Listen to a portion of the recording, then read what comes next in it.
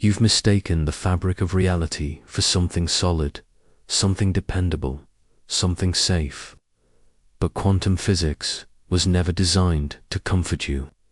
It was designed to watch everything you trust about existence rot from the inside. One shed coffined the cat that killed certainty. You've heard the story. A cat, a box, a vial of poison, and a quantum trigger.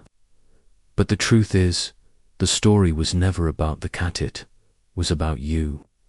You, sitting there, anchored in a reality where things either are or are not, where the world presents itself with clean lines and obvious outcomes.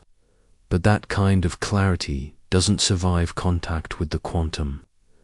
Erwin Schrödinger wasn't trying to teach a lesson. He was trying to scream. In the quantum world, particles don't exist in a place until you look. Electrons don't circle the nucleus like planets around the sun. They smear across probability clouds, undefined and unreal until you collapse them with attention. The moment you observe, you destroy. The moment you define, you erase what could have been. So, let's return to the cat. Sealed in a chamber with a radioactive particle that might or might not decay, triggering a release of poison that might or might not kill it. Until the box is opened, the cat exists in a superposition, alive and dead, not either or, but both and. Two mutually exclusive realities coexisting in a single framework, waiting for your gaze to snap one into being and murder the other. But here's what you missed. The cat was always just a metaphor for something more horrifying you. Your body, your brain, your thoughts. The reality you experience is a construction, and quantum mechanics just prove the foundation is rotting. If matter doesn't commit to being until it's observed, what were you before you noticed yourself? And more chillingly, what happens when no one is watching? It goes deeper. The observer effect implies the universe only settles into a state once it's measured. So who measured the universe before life existed? Who was there to observe the particles coalescing into stars? Who watched the first atoms link up to form the chain of life that led to you?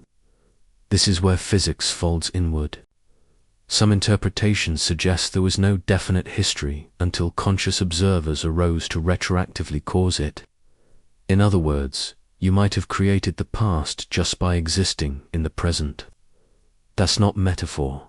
That's the logic of the quantum realm, where cause and effect aren't always linear, and timelines might curve back on themselves like snakes eating their own tails. Quantum mechanics doesn't just break reality, it mocks it. Take the double-slit experiment. Fire a stream of photons at a wall with two slits. If you don't observe, they interfere like waves. Each photon goes through both slits simultaneously, interfering with itself. But if you observe, they behave like particles, choosing one slit. Observation collapses the wave function. Awareness creates a fixed outcome. You didn't watch. The universe plays jazz. You did. The universe obeys. Are you beginning to understand the weight of that responsibility? Worse yet, when scientists tried to outsmart the particles by measuring after the slits, they still changed their behavior retroactively, as if your future decision reached back in time and told the photons how to act. The past changed. So what's fixed, then? If observation can reach backward, if measurement is violence that kills possibility, how can you ever trust that your memories are real? How many versions of your past have you murdered with the simple act of remembering? And what is a memory, if not a form of observation? Maybe the you that sits here now isn't the you from before. Maybe that version no longer exists. And the terrifying part, it never did. It was just a haze of probabilities, a collapsing waveform. You forced into existence and then into extinction with your attention. People comfort themselves with the idea that science will one day explain everything. But quantum physics didn't come to explain it, came to dismantle. It showed us that under the microscope, reality shatters into contradiction. Wave and particle, alive and dead, past and future, all real, all false, all waiting for you to notice. And if you're noticing now, what did you just destroy? What collapsed the first waveform? The one that led to this moment, right now, with your eyes moving across this screen, your breath subtly slowing, your grip on certainty beginning to loosen. If you're the observer, then what collapsed you? 2. The observer's prison. You are the experiment now. You imagine yourself as separate from the universe, looking out from a window of flesh and bone, watching stars twinkle and particles collide like a god behind glass. But that was always a lie. You're not the observer. You're the observed. The moment you were born, you were folded into the very quantum system you thought you were studying. Every choice you make, every breath you take, every memory you cling to is not merely something you do, it's something the universe registers, reacts to, and reshapes around. But let's drag you deeper. John Archibald Wheeler called it the participatory universe, the idea that observers don't just perceive reality, they create it. Reality, he argued, is not a pre-written book you're reading.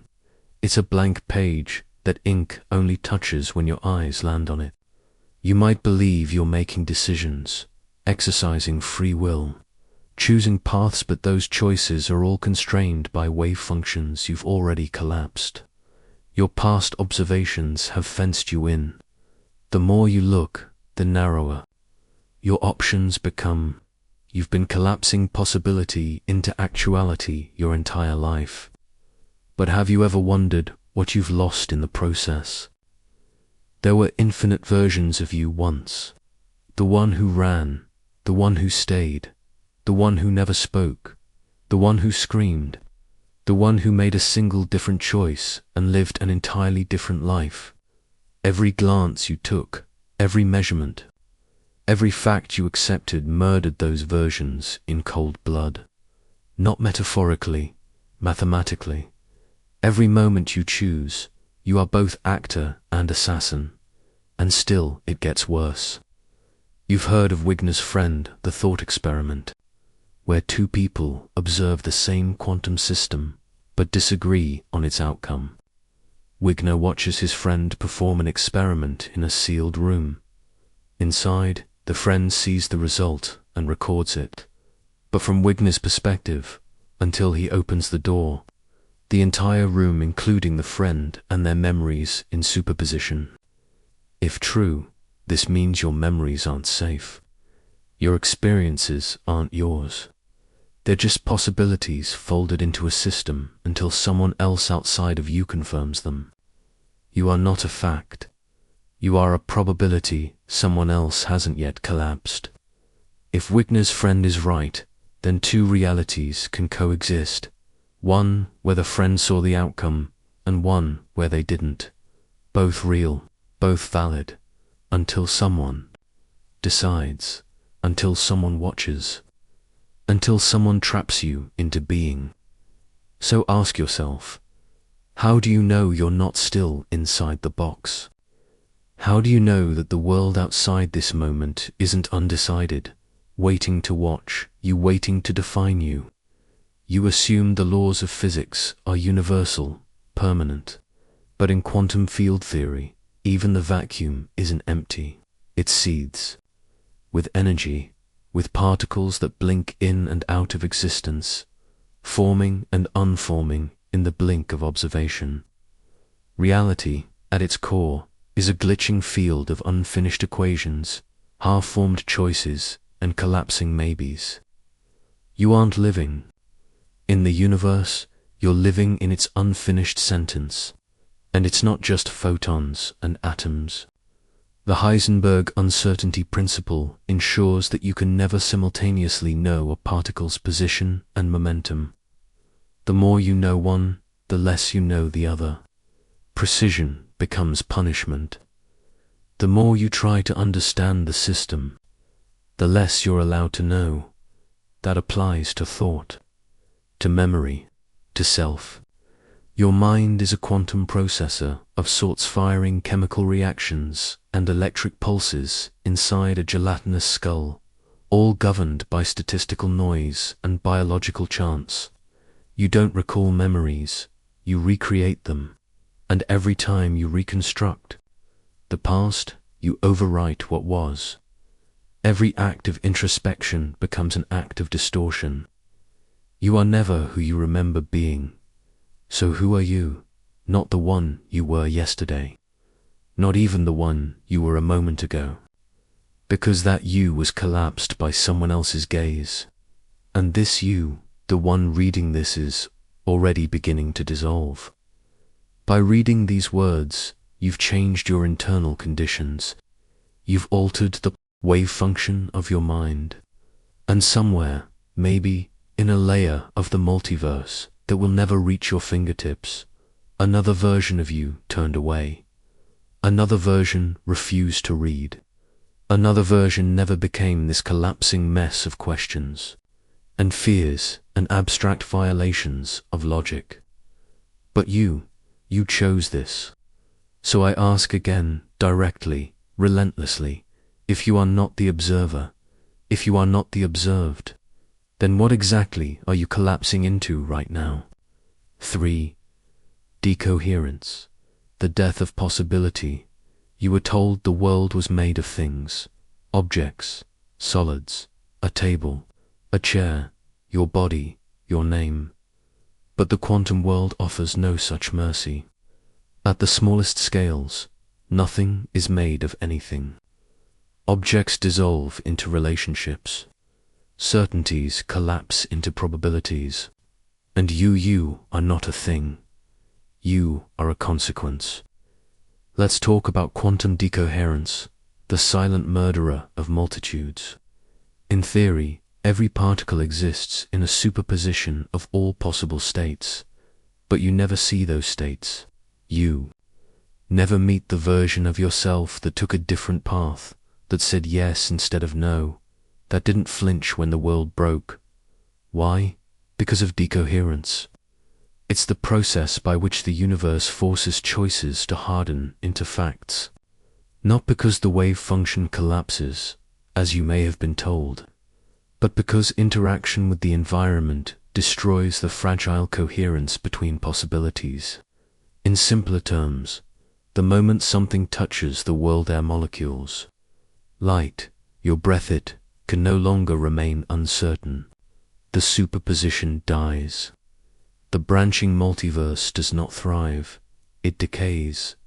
You are surrounded by an invisible assassin. Every atom around you is murdering futures just by brushing up against them. You want to believe that choices branch infinitely, that every road not taken still lives somewhere in a parallel realm. But decoherence doesn't let them survive. It doesn't preserve alternatives. It erases them. So maybe there is no multiverse. Maybe there are no infinite versions of you. Maybe the quantum world isn't a tree, endlessly blooming, but a field of flowers that all wither the moment you step into them. You are not living in possibility. You are living in what's left. And still you cling to the illusion of freedom. You believe in agency, in potential, in choice. But freedom implies alternatives, and decoherence makes sure you never see them. The moment you act, all other paths become ghosts, not even memories, just statistical errors that never reach the surface. And what does that make you? A fossil, a collapsed structure of what might have been. There is no observer in decoherence, no hand choosing which path survives. The wave function doesn't collapse because someone measured it. It collapses because the world doesn't allow uncertainty to breathe. So the moment you woke up this morning, your day was already riddled with corpses. Infinite micro-realities extinguished, just because the atoms in your room wouldn't allow them to live. Your own biology conspired against them. The electrical activity in your brain, your perception, your breath, your heartbeat, all of it enforced the tyranny of a single, linear truth. But here's the final cruelty. The process is irreversible. There's no going back. Once decoherence happens, you can't rewind it. The alternatives don't wait in the wings. They rot in the soil. The garden of maybes is salted ground. You may have never meet the version of you who became more, who never broke, who never doubted. You killed him with your presence. He fell apart the moment your atoms touched the air. And you don't get to mourn him. You don't get to remember what you never were. You've mistaken reality for a painting, something you can observe from a distance. But it's not a painting. It's a wound that closes around your gaze, a trap that seals itself the moment you look. And now that you've looked, now that your attention has brushed against these words, these concepts, these paradoxes, how many futures have you killed just by reading? And more chillingly, how many versions of you died just so this one could ask the question? For the delusion of time, you were never moving forward. You think you're progressing. You think you're moving through time like a needle through fabric, stitching the past behind you and piercing the future ahead. But that movement is an illusion. Time doesn't flow.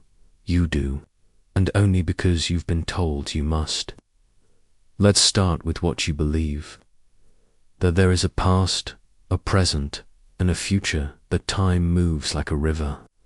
But rivers don't move. They exist. The water flows, yes, but the river is already laid out.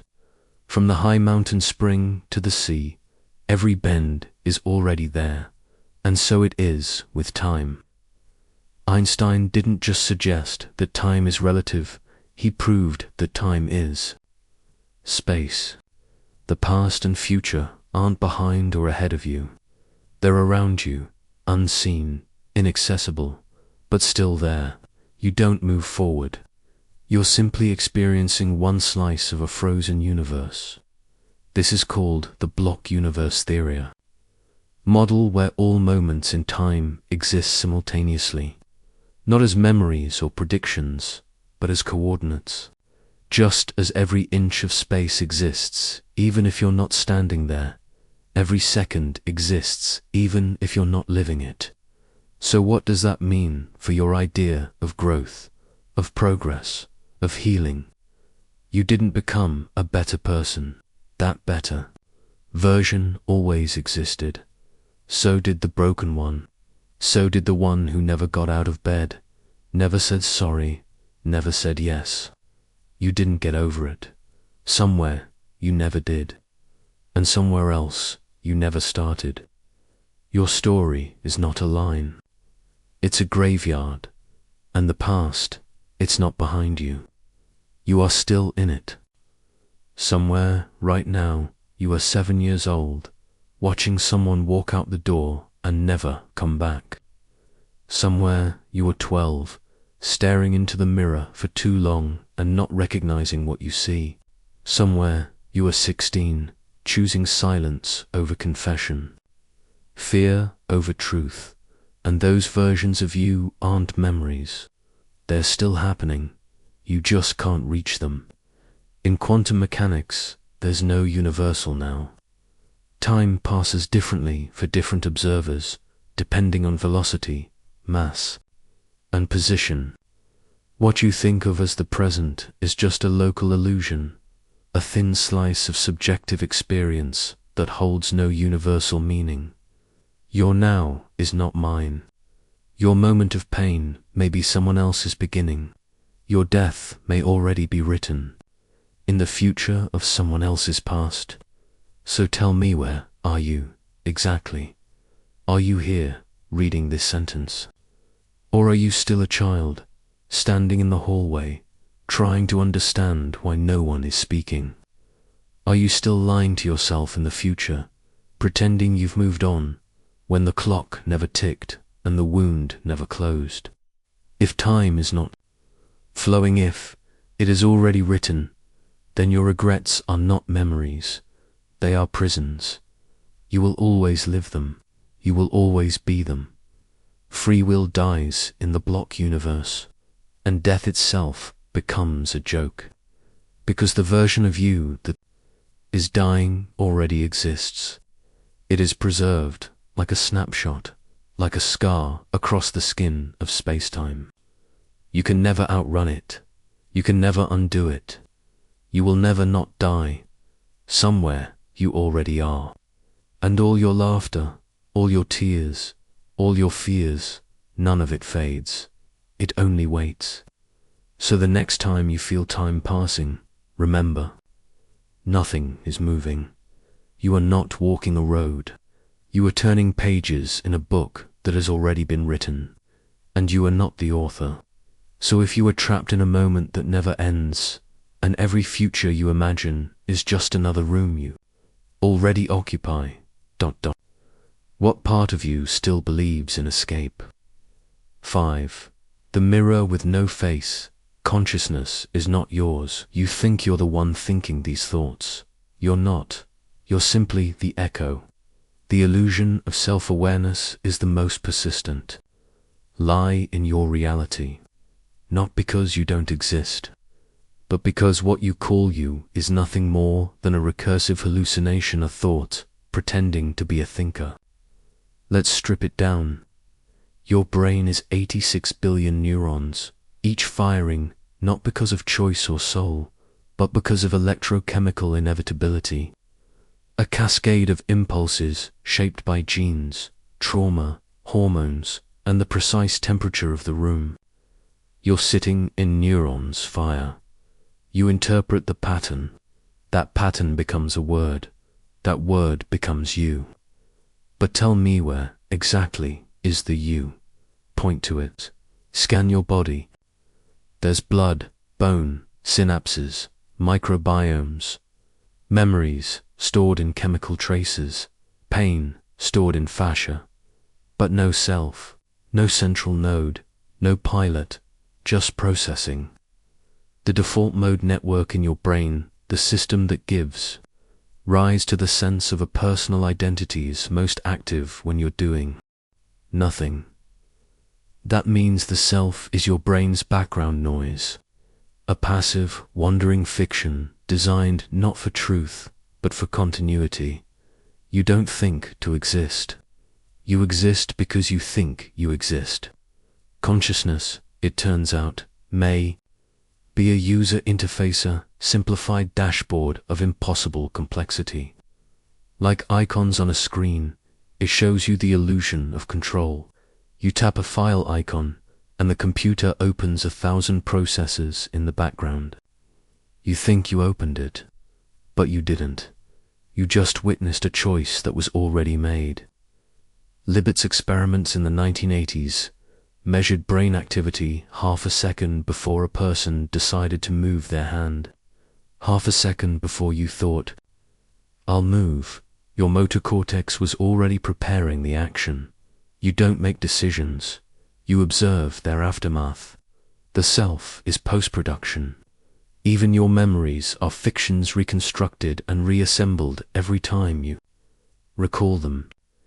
You don't remember the moment. You remember the last time you remembered it. The memory drifts, distorts, unravels. Your life is a story told in broken loops. And yet you feel like there's a core to you, a soul, a watcher, an eye behind the eyes. That's just pattern recognition. Michael Gazzaniga's research into split brain patients showed something terrifying when the corpus callosum connecting the brain's hemispheres is severed. The two halves operate independently, often disagreeing. One hand buttons the shirt, the other unbuttons it. One eye reads a word and draws a picture. The other denies ever seeing it. Two consciousnesses in one skull. So which one was you? The left, the right, both, neither. And if your mind can fracture under a scalpel, then how whole was it to begin with? Let's get darker. You assume you have a private interior world, that your thoughts are yours alone. But even thoughts are patterns copied from language, from others, from culture.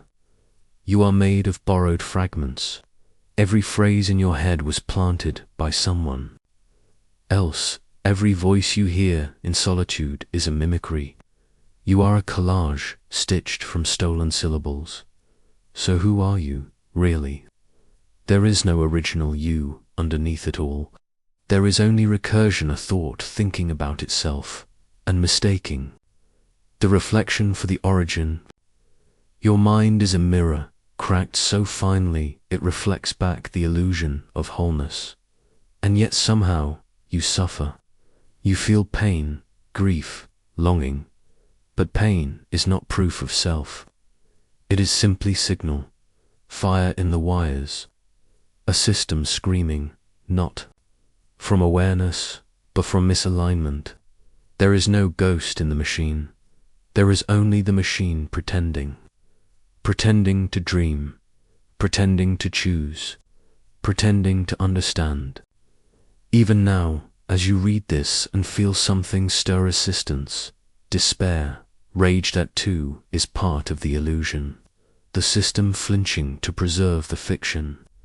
Because if you are not the voice inside your head, if you are not the hand on the wheel, then who, exactly, is reading this?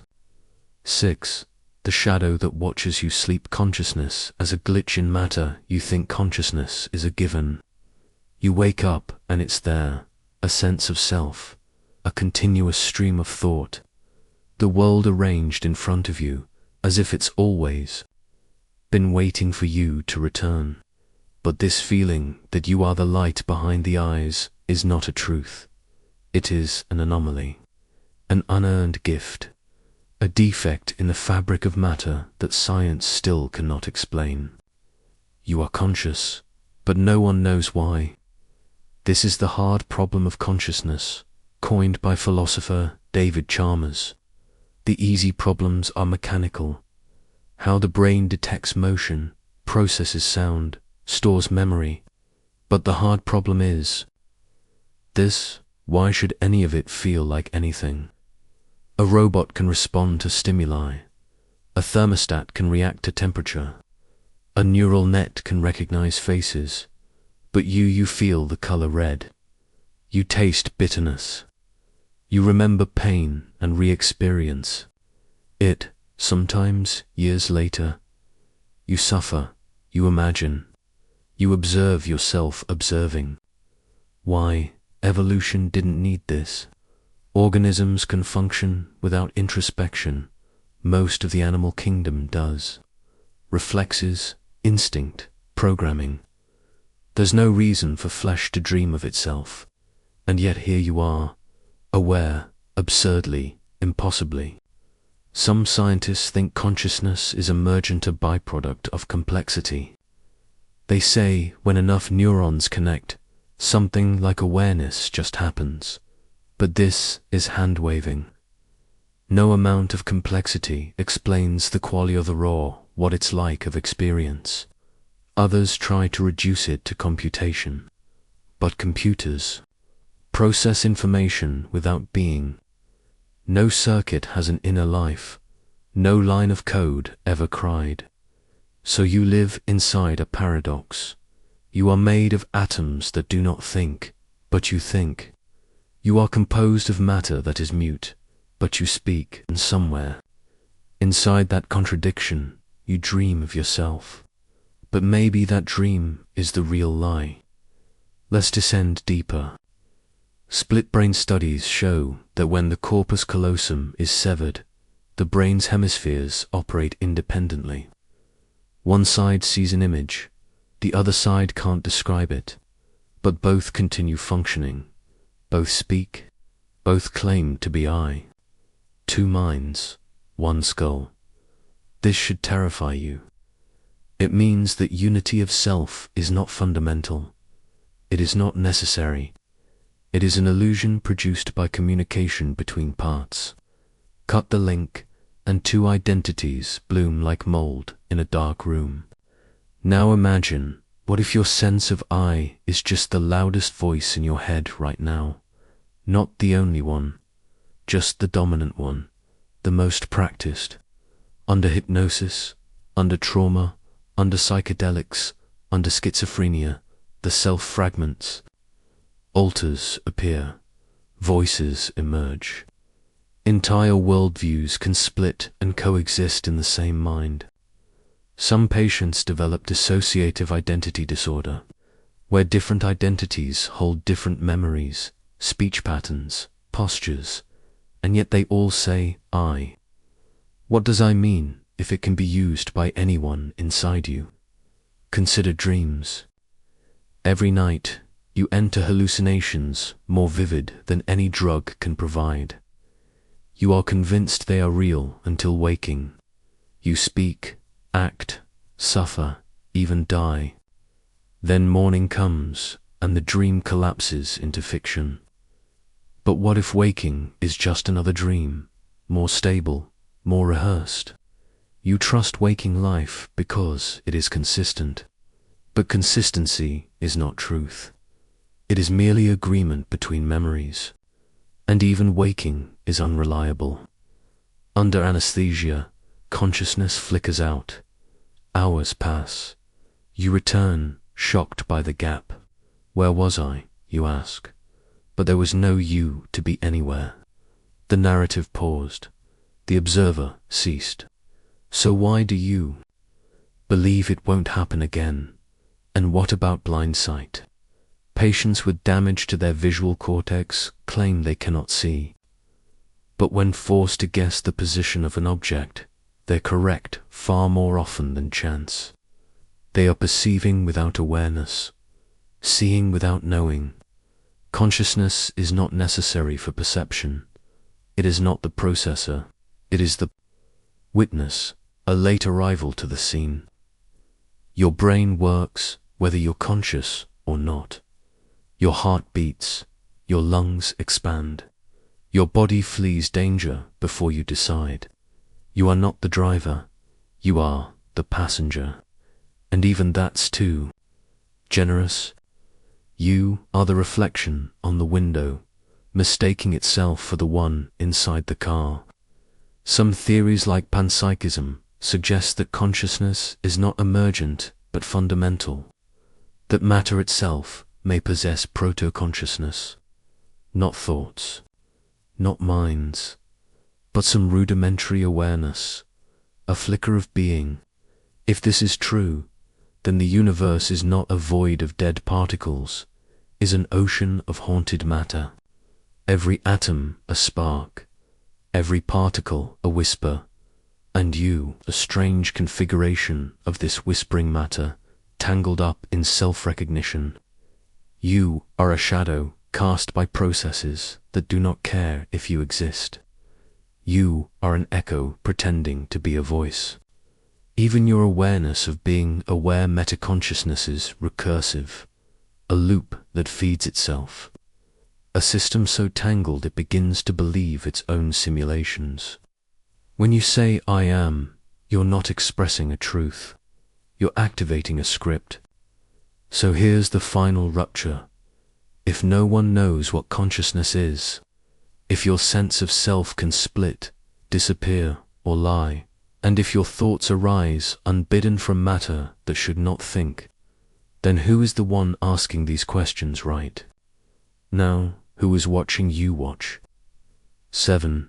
The myth of continuity. You were never the same person. Twice you were addicted to the idea of continuity. You cling to the belief that you are the same person you were yesterday, and that you will still be you tomorrow.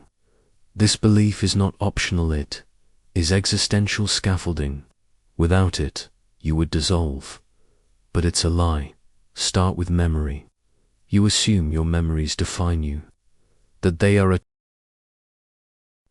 kind of inner autobiography, faithfully recorded. But memory is not a recording, it is a reconstruction. Every time you recall a moment, you do not replay it to rewrite it. You fill in gaps, you smooth edges, you inject emotions that weren't there. The hippocampus reactivates the memory trace, but also exposes it to alteration, and then stores the new version as if it were the original. Your past is a palimpsest, endlessly rewritten, never stable. Even traumatic memories are unstable. In cases of false memory, entire events complete with vivid emotion and detail can be implanted into the mind by mere suggestion. People have confessed to crimes they never committed, sworn they saw things that never happened. Not because they are liars, but because memory is suggestion-prone and neurochemically gullible. So, if your past can be altered, what makes you believe? Your identity is continuous. You may say, my personality, my preferences, they're stable, but they're not. Studies in psychology show that personality traits shift over time. You may score as an introvert at 20 and an extrovert by 40. Your political beliefs can reverse. Your habits can mutate. The cells in your body are replaced. Constantly your skin, your bones, even much of your brain tissue, your microbiome, which affects cognition and mood, is in constant flux. You are a ship rebuilt, plank by plank while sailing, yet you insist it's the same ship. This is the Theseus paradox. If every component of a thing is replaced, is it still the same thing? Philosophers have tried to locate a continuity principle in the mind. Maybe the self is not the body or even the memory, but the narrative, a thread of self-told stories. But this, too, collapses, because the storyteller is also a character in the story, and the story changes every time it is told. What you call you is just the current draft. In his work on identity through time, Derek Parfit argued that personal identity is not what matters. What matters is psychological continuity, connected chains of memories, intentions, beliefs. But even he admitted this continuity is often partial, fragmented. You are not a line. You are a constellation of momentary states, stitched together by the illusion of memory. So what are you? You are the feeling of being me right now, and nothing more. That feeling will pass. Another will take its place. You will call that new configuration I as well. But it won't be the same. You will say, but I remember being me at 5 years old. Do you? What you remember is an image, a sensation, a mood, not the full consciousness, not the stream of thoughts, not the dreams you had or the way your body felt. You remember a summary of a person you used to inhabit, but that child is dead. The consciousness of a 5-year-old cannot survive into adulthood. It has been overwritten. It was not preserved. It was replaced. It did not grow, it vanished. You did not evolve. You were rewritten again and again and again. The illusion of continuity is a survival function. A brain must maintain the story of a self to operate. It needs stability to navigate danger, to delay gratification, to seek meaning. But underneath the story is entropy, even in the present moment. You are not one. Your brain experiences constant flickering of identity, like a film reel playing rapidly. Attention shifts, mood changes, tiny dissociations occur. One self momentarily dominates, then another. You call it mood swing, impulse, habit, but these are fragments of selves, each taking the wheel briefly. The continuity you feel is post hoc. You do something impulsive, shout at someone, lie, steal. lash out, and then the narrator comes online and tells you why. It pretends the choice was yours. It pretends the you who just acted and the you who now reflects are the same, but they're not. They never were. Split-second studies in neurobiology show that even awareness occurs in frames, discrete perception. You are not experiencing a smooth flow of time. Your mind stitches these frozen fragments together, just like film frames, and tells you it was continuous. But what if it's not just perception that is fragmented? What if the self is as discrete as its input? There is no law of nature that requires identity to be unified. There is no equation in physics that protects your sense of self. There is no principle in biology that guarantees psychological cohesion. Evolution does not care whether you feel like the same person. It only cares that something wakes up and runs from the predator. If the brain creates a self-model that believes it was here yesterday and will be here tomorrow, that's enough. That doesn't make it true. So when you look in the mirror and say, "This is me," understand that you are speaking from a mask you didn't design, wearing a name you didn't choose, defending a self that does not persist. You were never one person. You were never the same person twice. And if nothing has ever remained the same, then what exactly is it that you're trying so desperately to save? 8. The eye that cannot see itself. Why? Observation is an act of violence. You trust your senses. You believe. Your eyes show you the world. Your ears deliver truth. Your skin reports contact with the real. But perception is not passive. It is not reception. It is intervention. To perceive is to alter. To observe is to destroy what was hidden. You do not see things as they are. You see them as they collapse under your gaze. Observation is a violent act. At the quantum level, this is literal. Before observation, particles exist in superposition, multiple states simultaneously. Measurement collapses this cloud of possibility into a single outcome. In other words, to observe something is to change it irreversibly. But it's not just particles. This violence occurs in your daily life. When you look at someone, they are changed, not just in your perception, but in their own behavior. This is the observer effect, and it scales. People behave differently when they are watched. They become mirrors of your expectation. Teachers expect a student to do well, and the student's performance improves. Expect failure, and the failure manifests. Observation creates prophecy. Surveillance is not passive. It is engineering. To be seen is to be manipulated.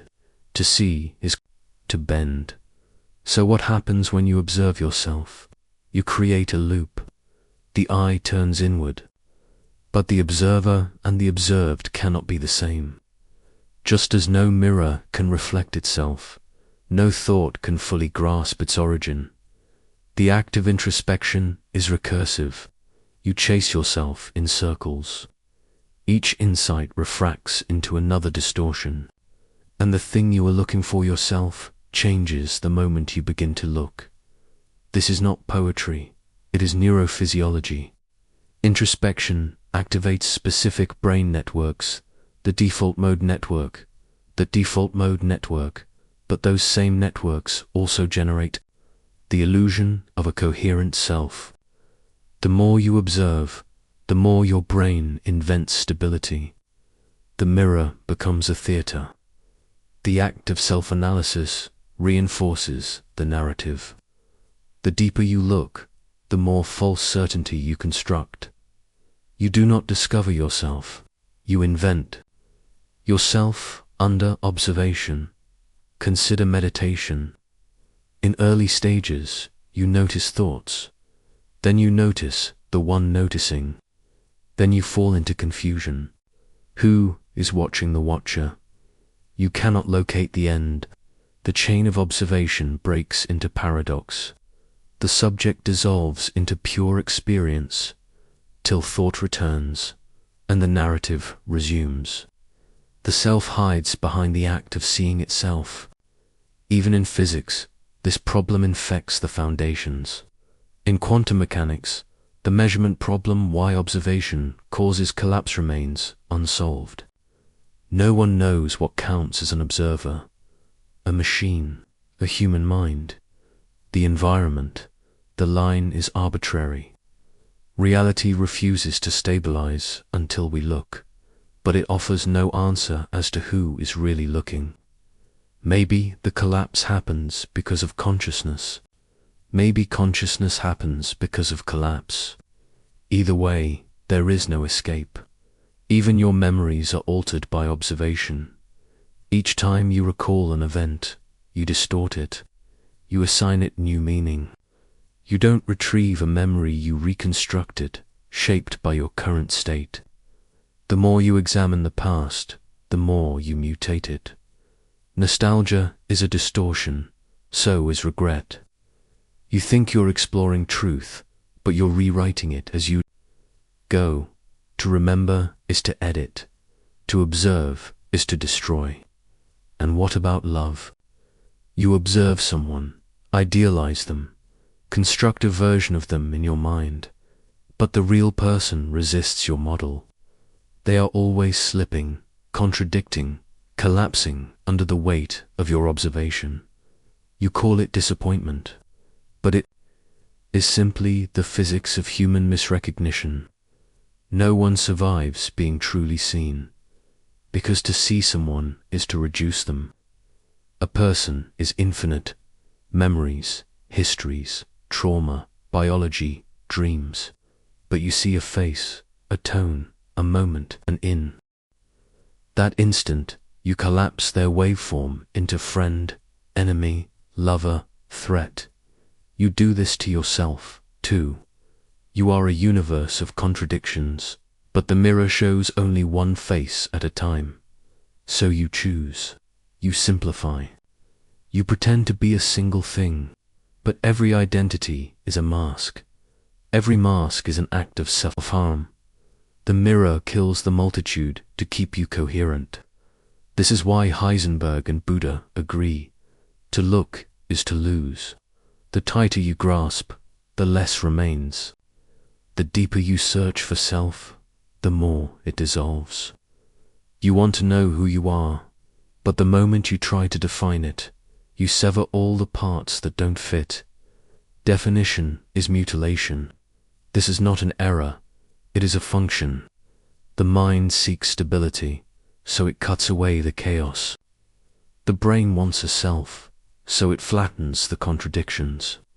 But what's left is a corpse, a representation of what was once alive.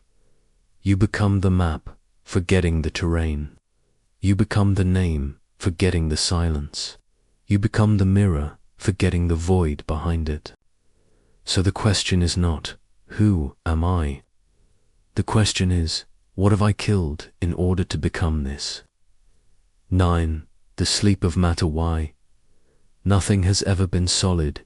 You reach for the table. Your hand stops when it touches the surface. You believe in contact, in solidity, in resistance. The table is hard. Your hand is real. But this sensation is a lie, a deeply convincing hallucination. Nothing ever touches anything. There is no such thing as solid. Solidity is an illusioning engineered by forces that hate your comprehension. At the atomic level, there is only emptiness. You imagine atoms as tiny balls packed together like marbles. That's fiction.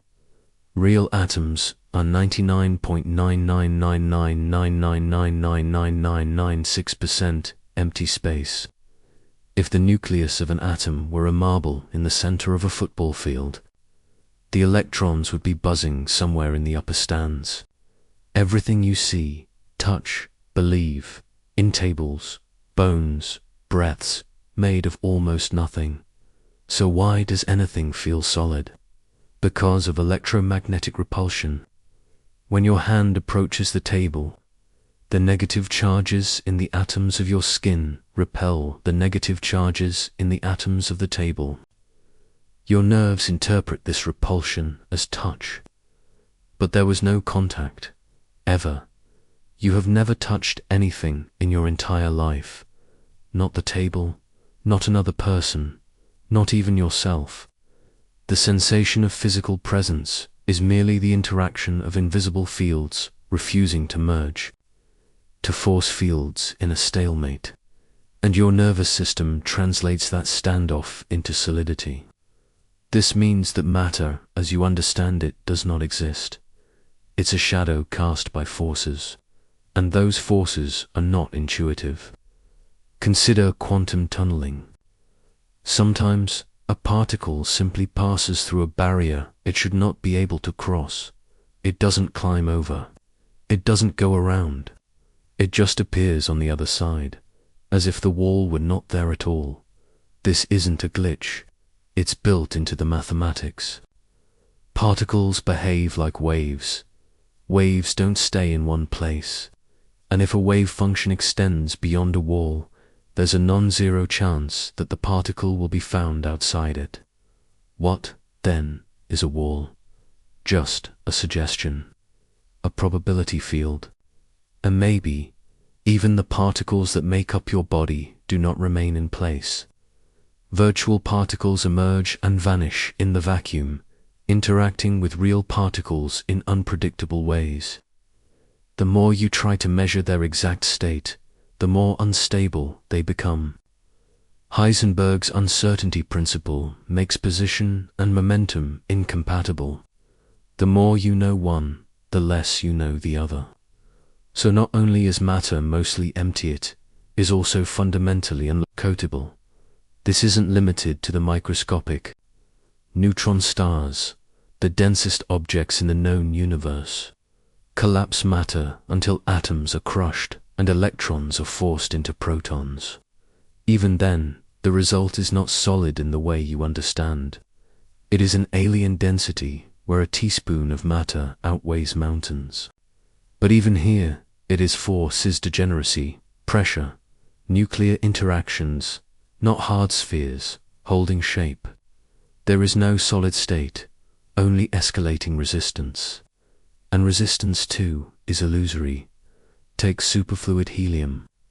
At temperatures near absolute zero, it loses all viscosity. It climbs walls. It flows through cracks no molecule should fit. It behaves like a ghost. Matter, under certain conditions, behaves not like substance, but like will-defying classical expectations, mocking your categories. And still you believe in the world of objects. Because your brain evolved to lie. It constructs a stable visual model of a world that does not exist at the scale it perceives.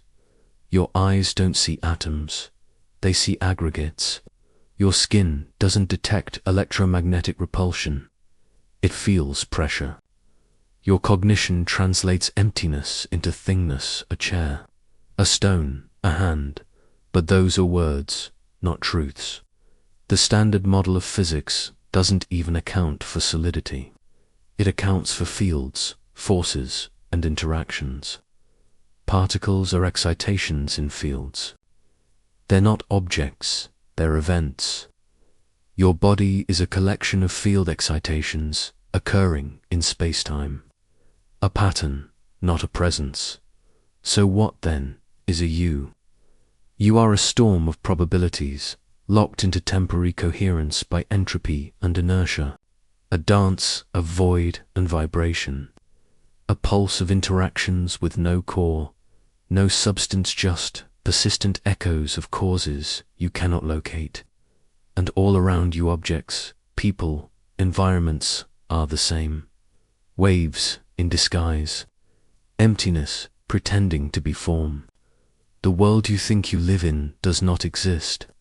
You walk through illusions engineered by force fields and interpreted by a brain desperate to believe. Desperate to feel the table is there. Desperate to feel you are there.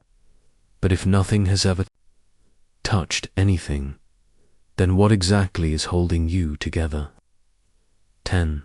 The lie of the line why time is not what you think it is. You think time moves forward, 1 second after another, clean and orderly. The past is behind you, the future ahead, and the present a flickering blade you try to stand on without slipping. This illusion is so complete that you build your entire life on it. Memory, expectation, identity are bound to a direction, an arrow. But time does not move. You do. In Einstein's relativity, time is not a river. It is a dimensional like length, width, height. Events are coordinates in four-dimensional space-time.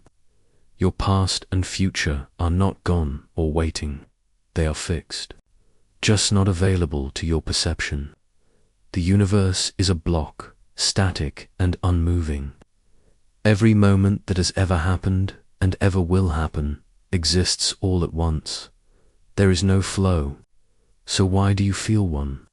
Because your consciousness scans the block. Your brain constructs a narrative of movement through stillness. It processes change in a way that feels like passage. It doesn't observe time, it invents the feeling of time passing.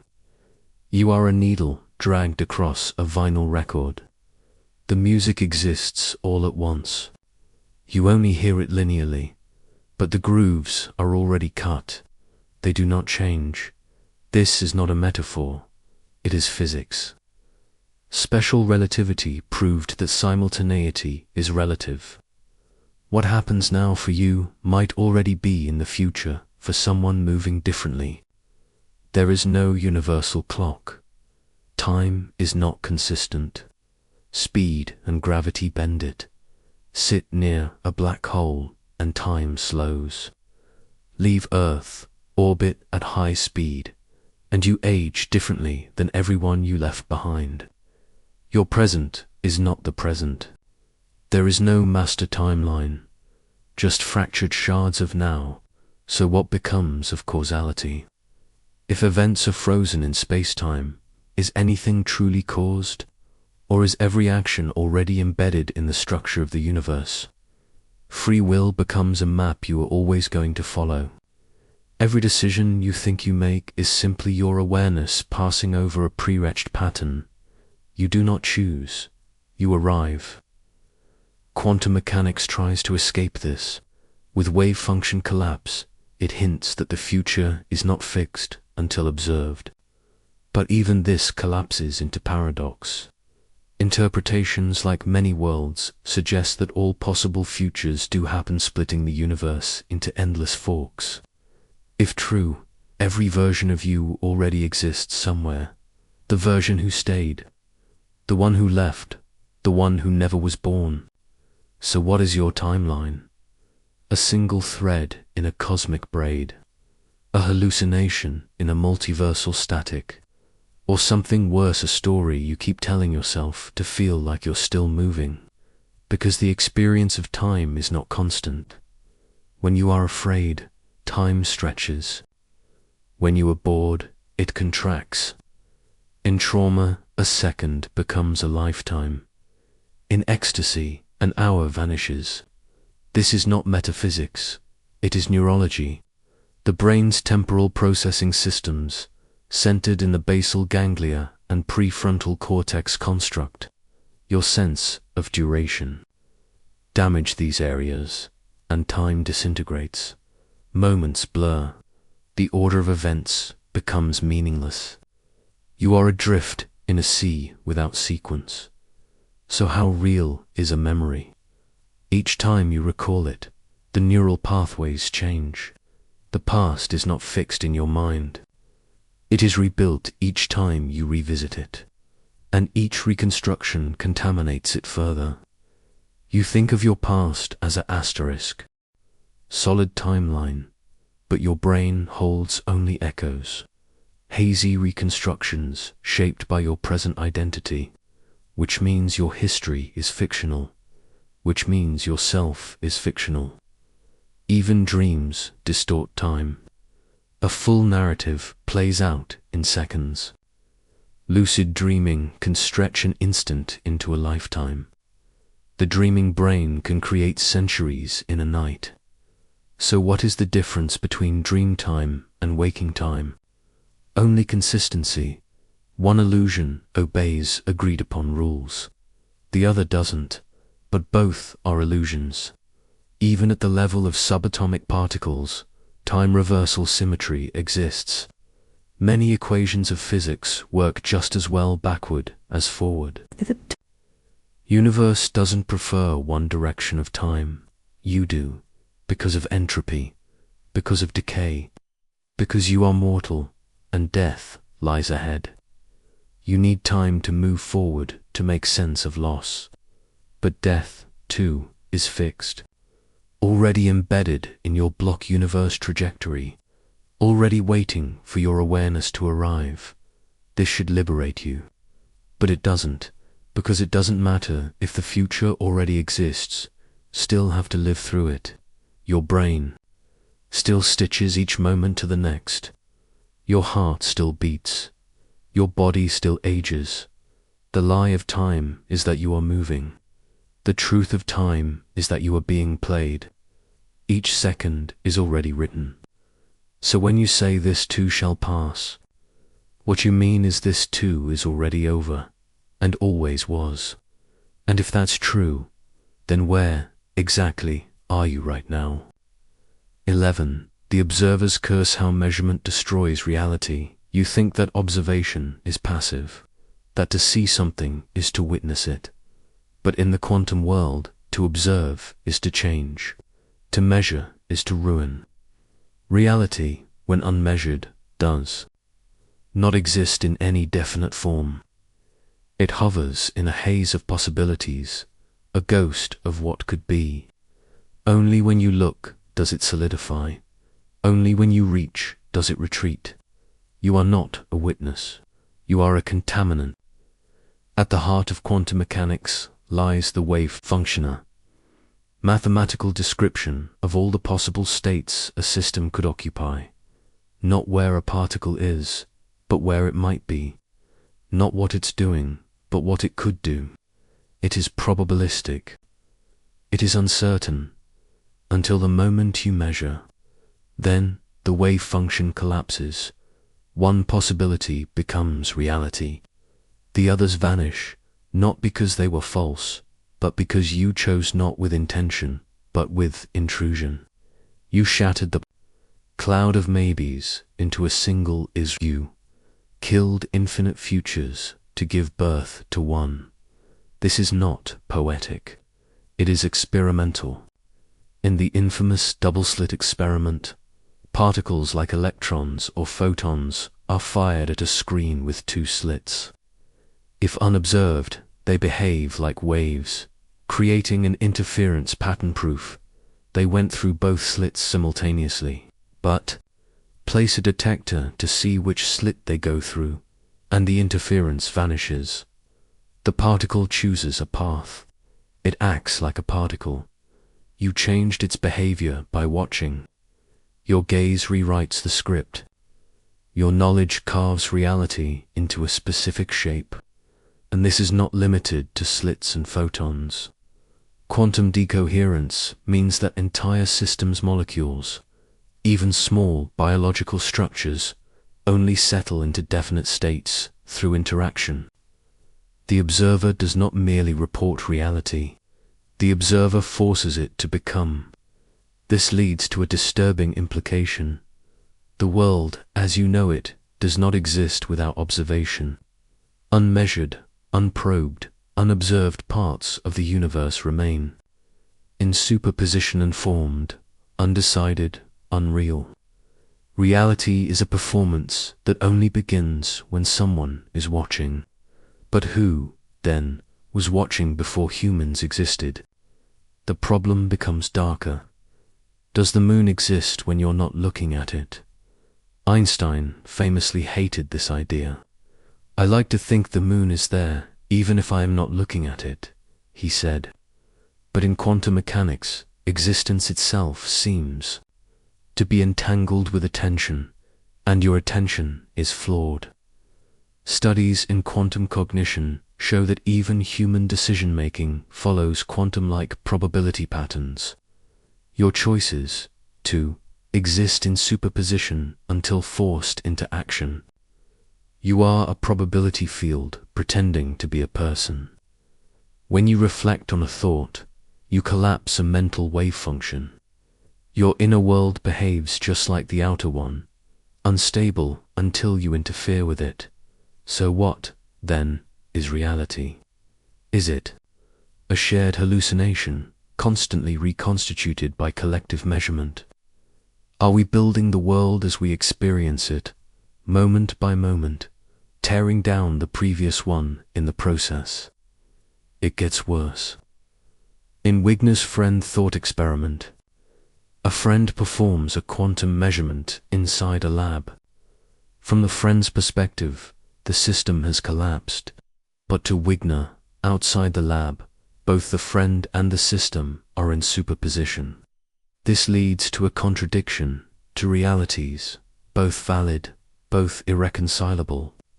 One world in which the particle has a state, and one where it does not. Which one is real? They both are, or neither is. Relational quantum mechanics suggests that states only exist relative to the observer. There is no absolute reality, only relative truths. My truth, your truth, quantum truth. The world doesn't have a state. Only the interaction between observer and system has meaning. But if nothing is definite until observed, and observation itself is entangled with the observer's perspective, then how do you ever know anything at all? You don't. You measure. You collapse. You rewrite. You lie. Every act of understanding destroys what it seeks to grasp. To know something fully is to kill its multiplicity. To capture a truth is to bury its paradoxes. Your knowledge is a tomb, a reduction, a desecration of infinite alternatives. This is not confined to science. Even in psychology, the Hawthorne effect proves that observation alters behavior. Subjects act differently when they know they're being watched. Your very presence in any system changes. The system, you corrupt the experiment by existing.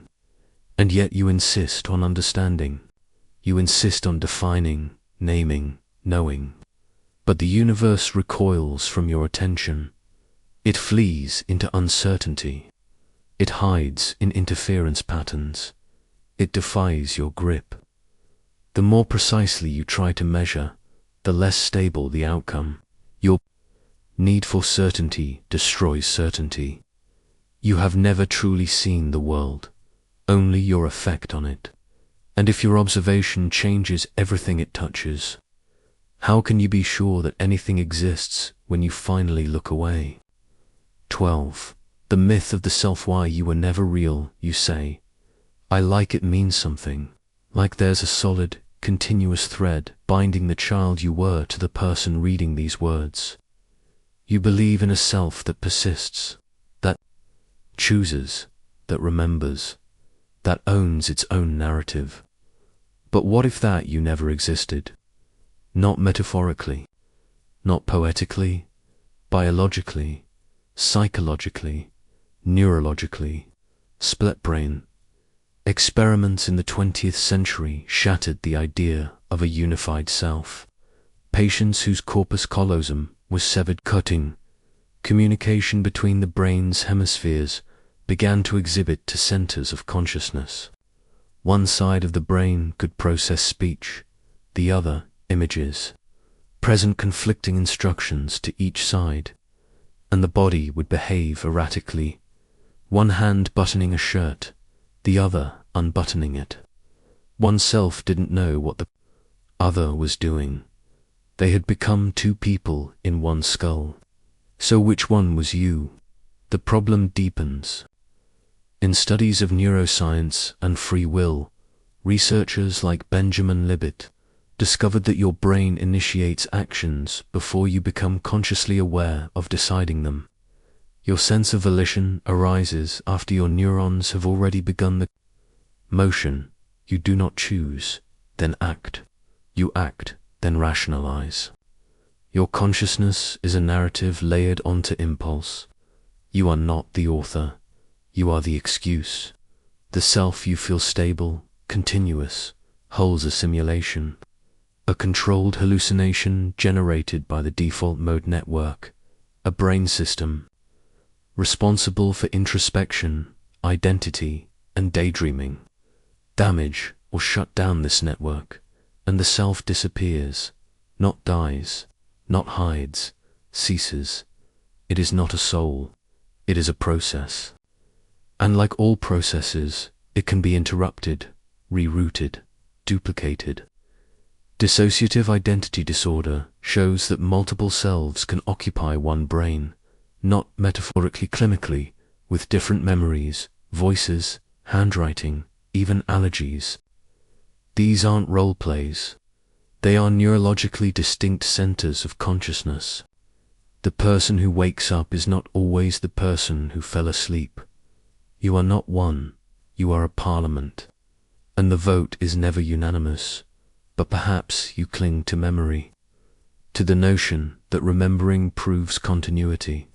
It doesn't, Elizabeth.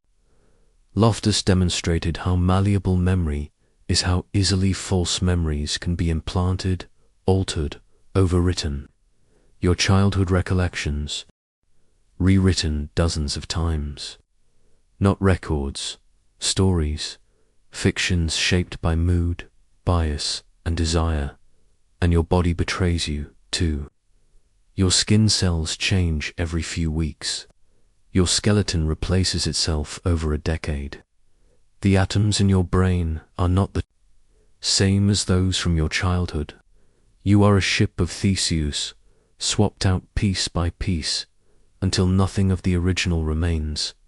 If no part of you is the same, where did you go? Language makes it worse. I is not a thing. It is a grammatical placeholder, a trick of syntax. The brain evolved to process narrative, so it invented a character, a central protagonist to carry the plot. But it's theater. The I who speaks is not the I who feels, or remembers, or chooses. They've never even met. Even in meditation and psychedelics, the illusion shatters.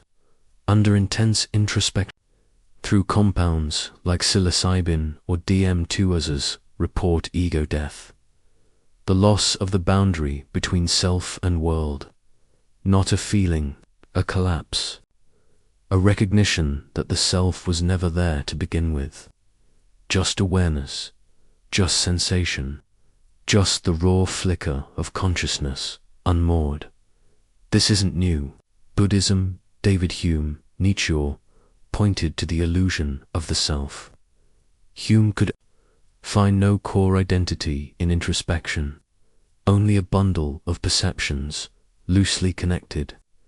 Nietzsche called the self a fiction, a grammatical habit masquerading as truth. You are not an identity. You are a swarm of behaviors, preferences, traumas, and genes, interacting in a storm of environment and history.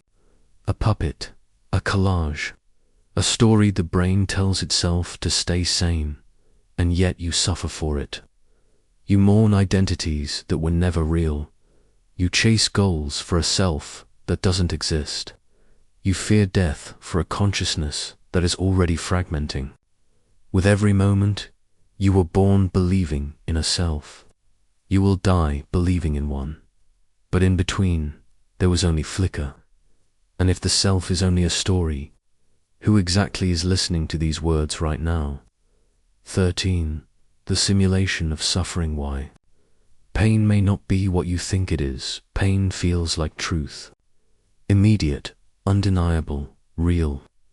It hijacks your body, your thoughts, your sense of time. It demands attention. It insists on its reality. You never question pain. You simply endure it. But what if pain, too, is a hallucination? not metaphorically.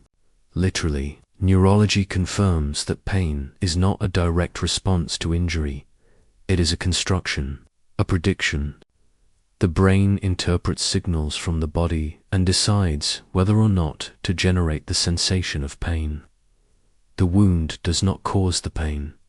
The brain does, which is why people with severe injuries often feel nothing at first. Soldiers shot in combat frequently report no pain until after the battle. Car crash victims walk on shattered legs without knowing they're broken. The signal exists, but the brain suppresses the experience. Pain is not a fact, it is a decision, and that decision can go terribly wrong.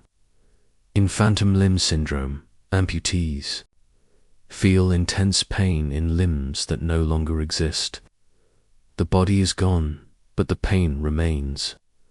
How? Because the brain's map of the body, its somatosensory cortex, still includes the missing limb. The brain cannot update the map, so it creates pain. In a place that physically cannot be, the pain is real. The location is not. Even stranger, in mirror therapy, patients relieve phantom limb pain by placing a mirror beside their intact limb, tricking the brain into thinking the missing limb is present and unharmed. The illusion resolves the agony. Not surgery, not drugs, just deception. The suffering ends when the brain believes it should. So what is pain? A learned reaction, a warning, a control mechanism. Experiments in nocebo effects, the dark twin of placebo, showed that people experience real, measurable pain from completely inert stimuli if they believe it will hurt. Sugar pills become poison. Harmless vibrations feel like electric shocks. Pain is conjured not by the body, but by expectation. And what of chronic pain? It often continues after healing. No tissue damage, no injury, just the brain stuck in a feedback loop. Neural circuits rerun the pain signal like a corrupted record. The system keeps screaming long after there's any reason to. A ghost of suffering that will not die. Your agony can be real, even if the cause is gone, or never existed at all. Pain also exists in absence, in the ache of longing, grief, or existential dread. These, too, trigger the same neural regions as physical pain: the anterior cingulate cortex, the insula, the periaqueductal gray. Emotional suffering is bodily. The brain does not distinguish between heartbreak and a broken arm. To it, all pain is survival data. The body is merely the canvas. The brush is inside your skull, and that brush can turn inward. Depersonalization, derealization, and existential depression create suffering with no clear object. The world becomes unreal. The self dissolves. Time distorts. And still, the pain persists. A deep, hollow gnawing that defies explanation. The agony of nothingness. The scream of meaninglessness. And yet, the brain treats this emptiness as if it were a physical injury. So ask yourself, what are you suffering from? A wound, or a simulation of one? We know that virtual reality can now induce pain without any physical contact. Place a VR headset on a person and show their virtual hand being burned. Real pain responses trigger cortisol spikes. The body recoils. The brain cannot tell the difference between symbolic harm and actual injury. Pain is not truth. Pain is a belief. Even the memory of pain is powerful enough to induce distress. Studies show that imagining a painful event activates the same neural pathways as the actual experience. You don't even need to be harmed. You just need to remember being harmed, or believe that you were. Your mind can loop pain indefinitely without external cause. And in that loop, you dissolve. Because pain isolates. It narrows your field of attention. It eradicates time, compassion, abstract thought. It turns you into a prisoner of the moment, and the moment into a cell. You are nothing but the ache. It becomes your identity, your God. But what if this God is false? What if suffering is not a signal of injury, but a glitch in the simulation, or worse, a tool of control? The brain learns through pain. It remembers. Trauma better than joy. Evolution prioritized the negative. Why? Because pain protects. It manipulates. It programs. Suffering is a feedback mechanism to modify behavior. But behavior for what? To prolong survival, to ensure reproduction, to obey, to comply. You suffer not because something is wrong, but because your brain needs you to learn, or stop, or conform. Pain is a lever. Your nerves are the wires. You are the puppet. And if pain is programmable, what else about you can be rewritten? What, then, is the boundary between agony and control? And if all suffering is simulation, who or what is running it? 14. The time delusioned while you're present doesn't exist. You believe you are here, now, reading these words in a singular, flowing moment. You believe in the present, this sacred sliver of time that separates past from future. You feel it as real, immediate, obvious. But what if the present isn't real? Not in any meaningful sense. What you think of as now is already gone by the time you notice it. Everything you see, hear, and feel is a delay. Your brain takes roughly 80 milliseconds to assemble sensory input. Vision alone takes up to 100 milliseconds to process. The image you think you see right now already happened. Your consciousness is permanently lagging behind reality. You are always late to your own life. The Hilbert experiments proved that your brain makes decisions before you become consciously aware of them. The readiness, potential measurable brain. Activity signaling and intention occurs hundreds of milliseconds before you say, I decided. You don't live in the moment. You live in the echo of it. The self is a commentator, not a participant. And it's not just delay, it's fabrication. Your brain doesn't just perceive time, it invents it. It edits, stitches, and compresses events to create the illusion of flow. This is called temporal binding. Your brain links stimuli that occur at slightly different times into a single, coherent moment. Separate signals are collapsed into one. Reality is being rounded off, and sometimes the brain gets it wrong.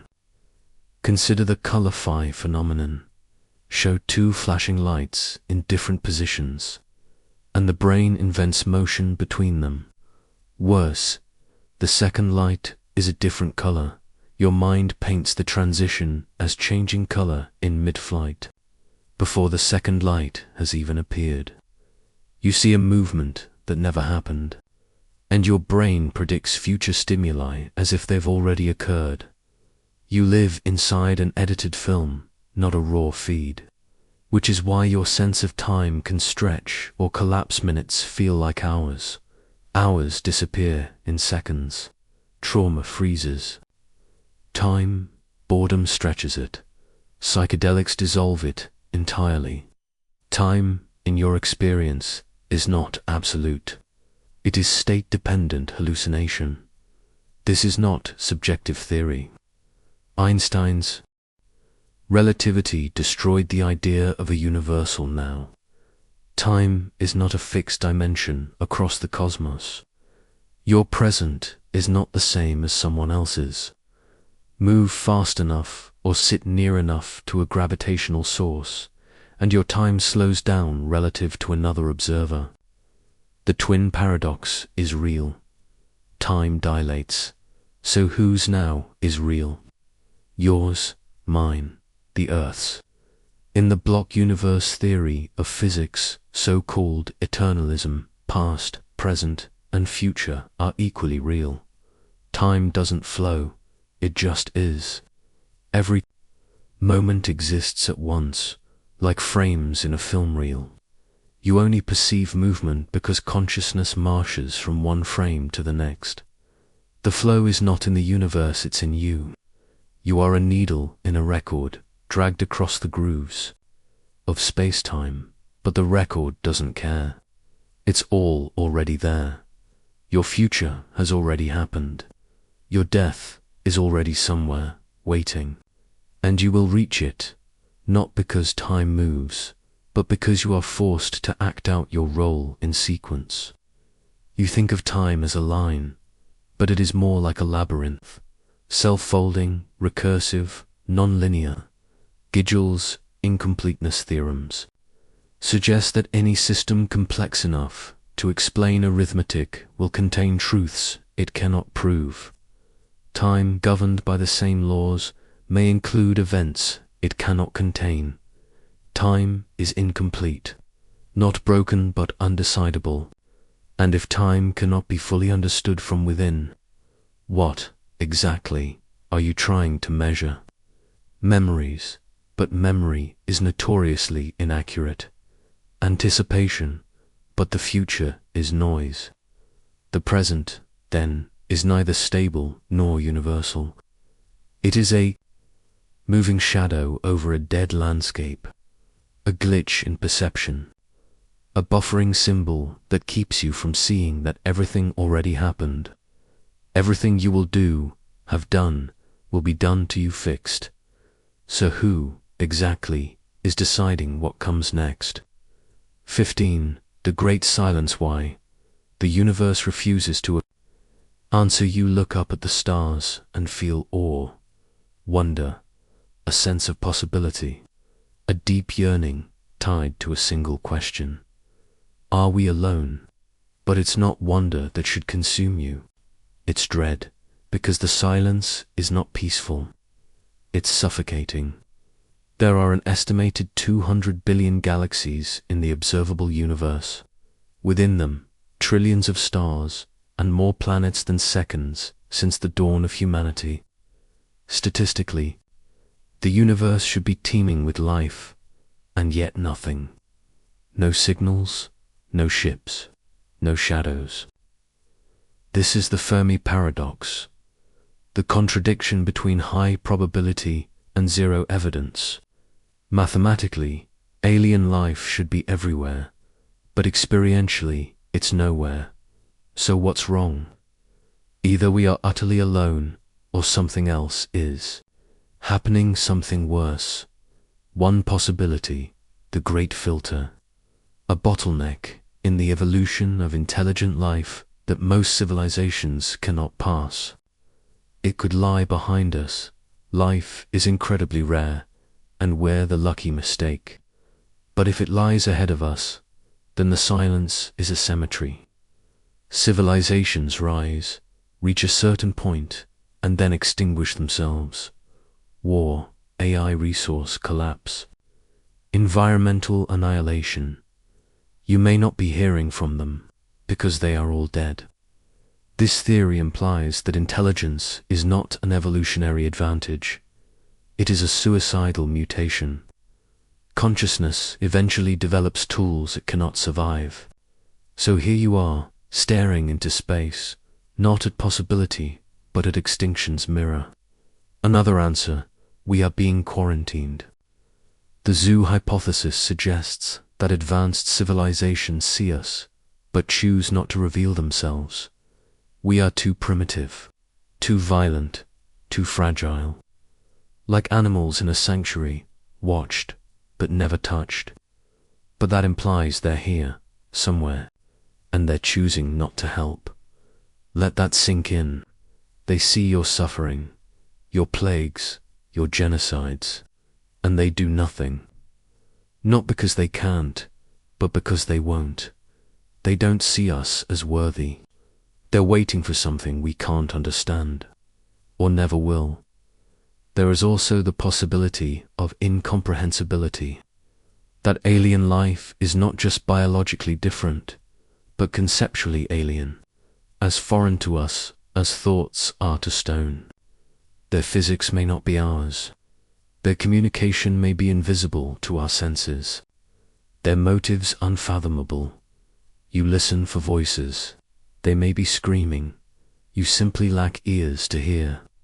Or perhaps they were here already and left. We've sent signals into space Arecibo, Voyager's golden record, radio waves pulsing out into the cosmos. But space is vast.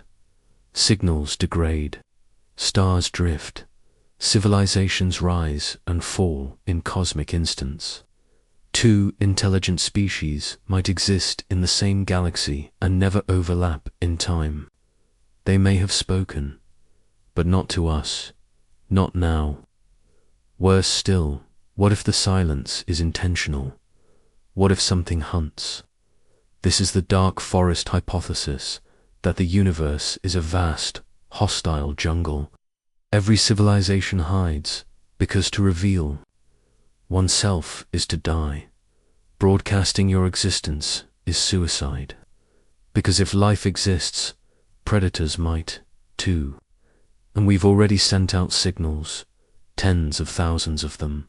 We told the universe exactly where we are. We put up signs. We begged for contact. What answers will we deserve? Maybe the universe is quiet, not because it is empty, but because it is afraid. And here's the final horror. The entropic principle says that we observe a universe compatible with intelligent life because we are intelligent life. You're here, therefore the universe had to be structured to permit your existence. But that doesn't mean it was made for you. You might be a fluke, an error, the cosmic equivalent of a bubble in the asphalt. And your consciousness, not a gift, but a malfunction. Something woke up. It shouldn't have. And now it asks questions to a sky that never learned to answer. So the silence deepens. And in that silence, you are forced to wonder, are we alone or are we the last? 16. The observer trap. Why? Reality needs you. But you don't exist. You open your eyes and see a world. Solid, bright, consistent. You close your eyes and it remains. You trust this. You believe in it. But that belief is built on a lie. Because the world doesn't exist unless you're looking. At the quantum level, matter behaves like a probability cloud. A smeared out wave of possibility. It is not somewhere. It is everywhere it could be, until something observes it. Then and only then does it collapse into a single, definite state. This is the observer effect, and it is not metaphor, it is physics. The classic double-slit experiment revealed it. Fire a single particle, like an electron, at a barrier with two slits. If no one observes which slit it goes through, it interferes with itself. It behaves like a wave. It travels through both slits at once. Possibility becomes pattern. But watch it measure it tand. It chooses a slit. The interference disappears. The wave collapses into a particle. Observation alters outcome. Measurement creates reality. The act of looking decides what is real. So, what is an observer? Is it a human, a machine, a photon? No one agrees. Some interpretations, like Wigner's friend Paradox, go further. What if an observer is also inside a box? Who observes the observer? Is reality defined by consciousness? If so, does the moon exist when no one looks at it? What if the answer is no? And yet, if your consciousness is needed for the world to exist, where is your observer? Where is you? Neuroscience has never located the self. There is no center in the brain where you live. No throne, no pilot, just activity. Circuits firing. Patterns shifting. The self is a narrative illusion, a story the brain tells to explain its own functions. But here's the twist. If consciousness is needed to create reality, and the self is an illusion, then reality depends on something that isn't real.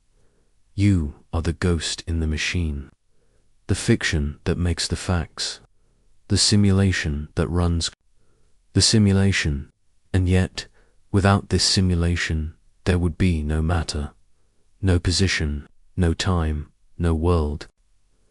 Some physicists suggest that information is the fundamental substrate of the universe, not particles, not energy, but bits.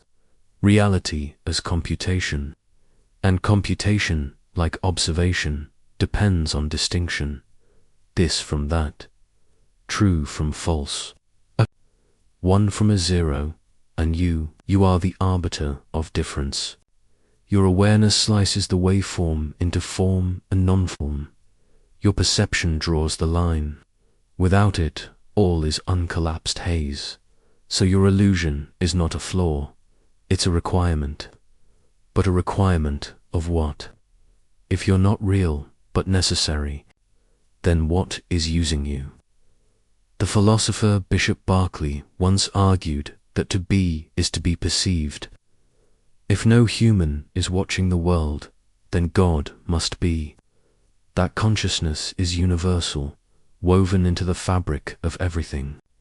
That rocks persist because the divine eye never closes. But modern interpretations don't need a God. They just need code. Some physicists, like John Archibald Wheeler, believe in participatory anthropic principles. The idea that observers don't just witness reality, but bring it into being.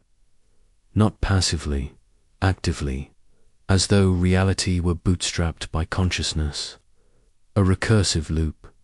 The universe births observers, who then complete the universe by observing it, which means that everything you see is entangled with the act of your seeing, not as metaphor, as structure. So let's take it further. If you're necessary for reality, but you don't exist as a fixed point, then are you simply a function of the system, a byproduct of its recursion, a temporary locus of collapse? And if so, is reality using you to complete itself? Does the universe need consciousness the way a computer needs a user? Does it boot up into being only when noticed?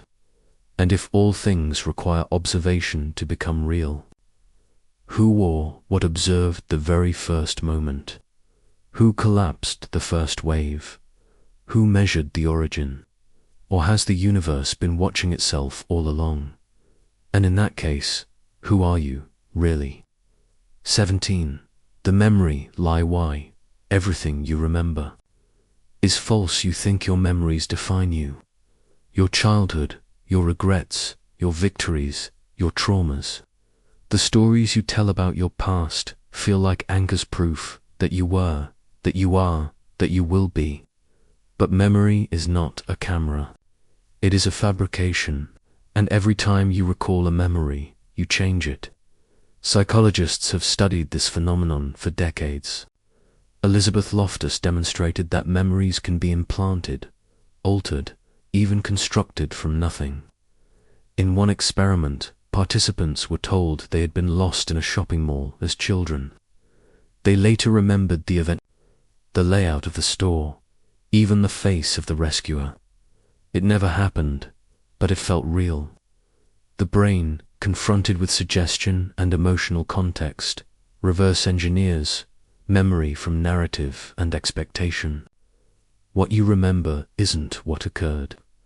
It's what makes sense to your current self. You retroactively edit the past to match the present. Each act of remembering is not retrieval-release reconsolidation. You access the memory, destabilize it, and rewrite it in the process of restoring it. The memory becomes a copy of a copy of a copy. And unlike a file system, the brain doesn't flag altered data. You trust the lie. Worse, emotional salience strengthens memory but not accuracy. Traumatic events are often burned into memory with shocking clarity, but the details, inconsistent, warped, distorted by stress. Just because something feels vivid does not mean it is true. Emotion is not proof. It is a signal of narrative importance, and you build your identity on this sand. Your earliest memories are almost certainly false. Before the age of 3 or 4, the brain lacks the structures to form long-term declarative memory. But you've constructed scenes, warmth, voices, rooms, and accepted them as real. They are mosaics, inventions, an imagined past you use to explain a present you don't understand. Even your most trusted memories, names, faces, betrayals, are vulnerable. The misinformation effect shows that your brain will fuse false post-event information into its memory. A question phrased differently can alter your recollection of an entire event. Did you see the broken headlight? Versus, did you see a broken headlight? This tiny shift changes memory content. Language rewrites experience. So if your past is not stable, what exactly are you standing on? The philosopher John Locke argued that identity is memory, that you are the same person over time because you remember being that person. But if memory is plastic, corrupted, and constantly rewritten, then continuity is an illusion. You are a different person each time you remember being the same, and if identity is based on a false continuity of memory, then the self is a looped hallucination, a fiction told by a fiction. It gets worse. Recent experiments in optogenetics show that false memories can be implanted in mice by activating specific neural circuits, entire experiences that never occurred, yet the brain responds as if they had. We are learning to write memory directly into the nervous system, and soon you won't even need the past. It will be programmable. The future of memory is not recollection, it is design. What happens to a mind that knows its story is synthetic? What happens to a species when truth is indistinguishable from simulation? And if memory is mutable, identity is unstable, and continuity is a dream, then what are you without your past? If every moment you recall is a distortion, if every story you tell about yourself is a lie your neurons conspire to believe, then who, exactly, is remembering right now? 18. The time cage. Why? You're already dead and still moving. You think you're moving through time. You imagine a past, a present, a future flowing like a river, one moment giving birth to the next, a continuous line pulling you forward, always forward. But the arrow of time is not what you think, and neither are you. In physics, time is not a flow. It is a dimension like width, height, and depth. According to Einstein's theory of relativity, time does not move. It does not pass. It exists. All moments past, present, future, equally real. You are not traveling through time. You are embedded in it. The self you remember as 5 years old, it still exists. The version of you that will die, it already exists. Every moment you have ever lived or will live is frozen in place, eternally preserved in the space-time block universe. The illusion of motion, of becoming, is a trick of consciousness, trapped inside a brain wired to process slices of the whole. You are not a moving thing. You are a structure, a four-dimensional object extended in time. Your birth, your first kiss, your final breath, they are all there already. Now you think you are making choices, but each now is static, immutable, no different from the unmoving coordinates of a mountain's peak. You are not deciding what comes next. You are merely witnessing the next frame, one after another, according to a path already etched into the geometry of space-time. There is no freedom in this, only sequence, and the sense of flow, that comforting feeling of progression that is generated by memory. Your brain doesn't experience time, it generates it. Studies of neurological conditions like chronostasis, temporal lobe epilepsy, and déjà vu show that your sense of time is local, malleable, and easily disrupted. Your brain stitches together perception and prediction, creating a timeline to mask the chaos of events. It's not linear, it's inferred. When you blink, your brain extends the last known visual state across the pause. You are blind for fractions of every second, but you don't notice. Because the self you feel is not experiencing reality, it's filling in blanks. So what does that say about time? And what does it say about you? If every decision you've ever made already exists, if the future is fixed, just like the past, then what are you choosing? Some physicists propose superdeterminism, the idea that not only are all events causally determined, but that even the apparent randomness of quantum mechanics is an illusion, that the correlations we observe in entangled particles are not spooky. At all, they're simply reflections of a fixed, interconnected whole. In this view, the universe is fully choreographed, free will, a mistake in the simulation, a bug in the software that keeps the puppet believing it's a puppeteer. And yet, you continue to move, to speak, to hope, to plan. But every plan you make is just a script already written. Every word you say is already encoded in the structure. You are not navigating time, you are reciting it. And when you finally reach the last moment, your last breath, it will not be the end. It will be a point already placed, waiting to be perceived. So ask yourself, if your future is as real as your past, if every moment is eternal, frozen in the lattice of existence, then what part of you is ever truly alive? And if you were never alive, can you even say that you will ever die? 19. The simulation you call language, you think in words. Even now, this voice in your head, mine, yours, is made of language. Sentences, grammar, syntax. You interpret the world through these shapes. You assume they correspond to truth, that the words in your head map to something real, but they don't. Language is not a mirror of reality. It is a filter, a compression algorithm.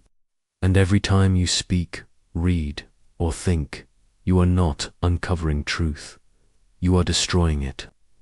Consider this. The average person speaks at about 150 words per minute, but the world, the raw data of your senses streams in at millions of bits per second. Language can't keep up, so it simplifies, it flattens, it translates chaos into symbols, into lines of code that can be passed between brains. But the cost is incomprehensible. Words like tree, pain, love, truth, they are not things, they are containers, hollowed out by repetition and convenience. You say, I'm afraid, and what does that really mean? Does it capture the sensation in your throat, the electric dread in your gut, the memories it triggers? No, it reduces all that into a symbol, a placeholder. It pretends to mean something precise, but it only gestures toward the void. And then we build civilizations on this. We argue, we pray, we make laws, we declare war, all based on symbols that never pointed to the same reality in any two minds. This isn't a flaw. It is systemic. The philosopher Ludwig Wittgenstein knew this. He wrote that the limits of my language mean the limits of my world. You are not thinking clearly inside language. You are trapped by it.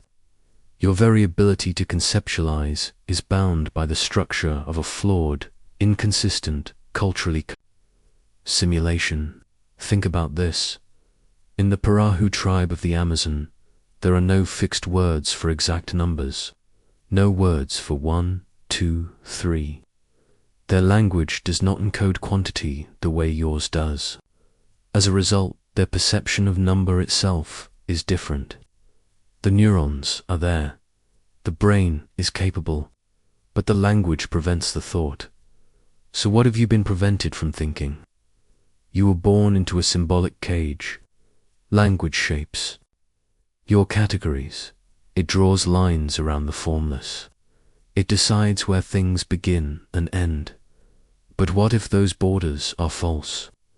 What if self and other, life and death, right and wrong, are merely artifacts of grammatical convenience? Every word is a lie pretending to be truth, and the more fluently you speak, the deeper the lie goes. Cognitive scientists call this linguistic relativity, the Sapir-Whorf hypothesis. It suggests that language doesn't just express thought, it shapes it. A Russian speaker sees different shades of blue than an English speaker because their language divides the spectrum differently. A Hopi speaker understands time not as a line, but as a cycle. So the way you speak defines how you perceive existence itself. And the words you use to understand yourself, they're borrowed. Nothing you say about who you are is truly yours. Not your name, not your gender, not your fears. Even your inner monologue is built from hand-me-down phrases absorbed from television, parents, culture, screens. You didn't invent the words you use to describe your soul. You downloaded them, and now you confuse their structure for you. But here's the most dangerous part. Language doesn't just flatten reality, invents it. The ancient Greeks had no word for blue. Homer described the ocean as windark, the sky as bronze. Studies show that cultures don't see certain colors until their language encodes them. So what parts of reality are you blind to, simply because your vocabulary lacks the right hallucination? The very act of naming is a trap, because to name something is to pretend it is separate from everything else, from you. So when you call yourself a person, what are you really saying? That you end at the edge of your skin? That you are one thing and the world is another? That thought is separate from the body, that the body is separate from the environment, that your mind is not just another rhythm of the universe. Those are grammatical fictions. Language demands nouns, subjects, objects, but the universe is process. There are no things-only events, only flux, only becoming. So when you say, I am, you're not stating a fact. You're performing an illusion. And every sentence you speak is another brick in the wall that keeps you from knowing what you truly are. Which raises the question, if your thoughts are shaped by a simulation you didn't choose, if your inner voice speaks in a tongue designed to separate you from reality, then how would you even recognize truth? You've never had a word for it. 20. The observer's curse. Why? You cannot look without changing what you see. You believe in objectivity, that there is a world out there, solid and stable, waiting to be measured, that by observing carefully, you can know the truth, that by watching, you reveal what is. But in the quantum realm, observation is not passive. It is violation.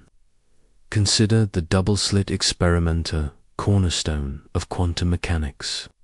Fire individual particles, photons, or electrons, a barrier with two slits, behind it a screen, to catch their impact. If you don't look, The particles behave like waves. They interfere with themselves, creating a pattern of probability. But if you observe which slit the particle goes through, even with the gentlest touch it collapses. The wave function. It behaves like a particle. The interference pattern disappears. Your act of observation changes the outcome. Not because the instrument is clumsy, not because of technical error, but because to observe is to alter.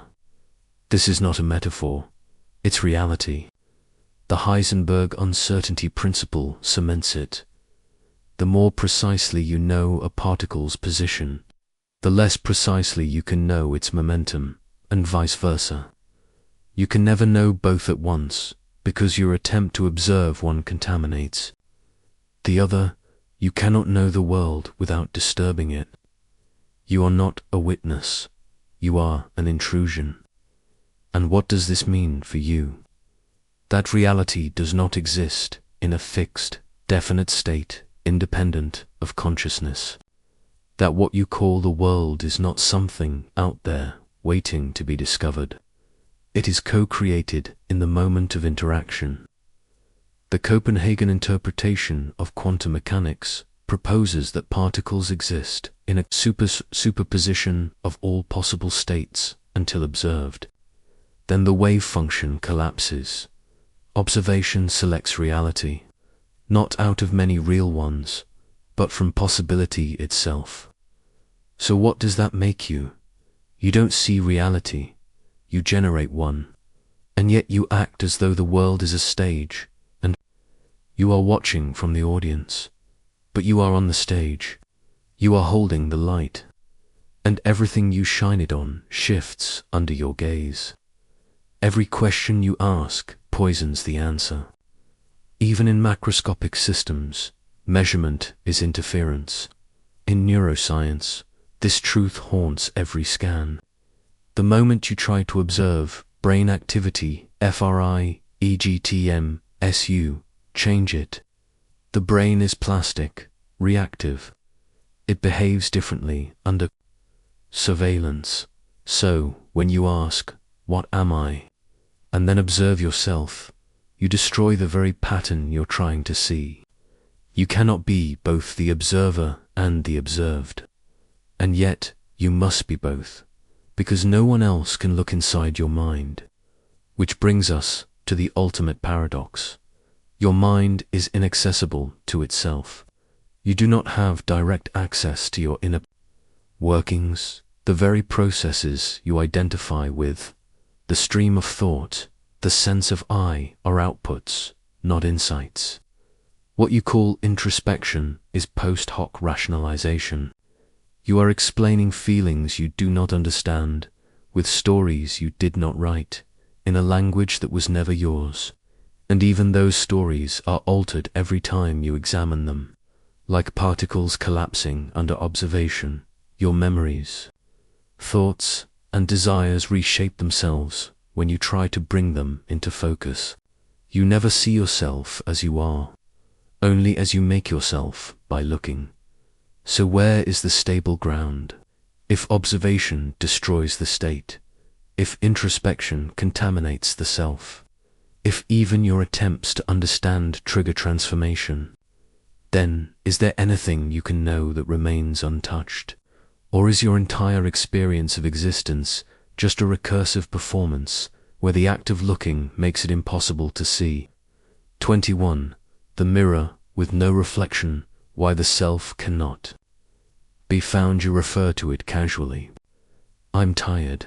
I want this. I don't like that. But who is I? Not metaphorically, not as a poetic question. Literally, where is it? This thing you call yourself, this sense of ownership, of continuity, of being the one having the thoughts, rather than just being the thoughts. What is it, exactly? Where does it reside? Neuroscientists have searched. They've scanned the brain from every angle, looked for the self module, the command center, but no such structure exists. There is no throne behind the eyes, no pilot in the cockpit. Only distributed processes, feedback loops, electrical storms, neurons firing in intricate, recursive patterns. And yet, you feel it. You feel like someone. You believe in a center. But that feeling is an illusion, a glitch of integrated information. The brain constructs a narrative from disparate parts, visual, auditory, emotional, bodily, and then wraps it in a ribbon called me. You are the story your brain tells itself about what it's doing. This isn't poetic, it's clinical. According to Thomas Metzinger, a leading philosopher of mind, there is no such thing as a self. The self is a phenomenal self-model simulation the brain uses to interface with reality. A user interface, not a user. You are not the person behind the mask. There is only the mask. Consider split-brain patients. In cases where the corpus callosum, the bridge between the brain's hemispheres, is severed, consciousness fractures. Show one hemisphere an image, and it reacts.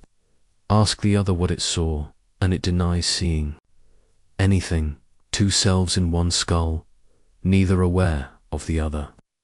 So which one is you? Both, neither.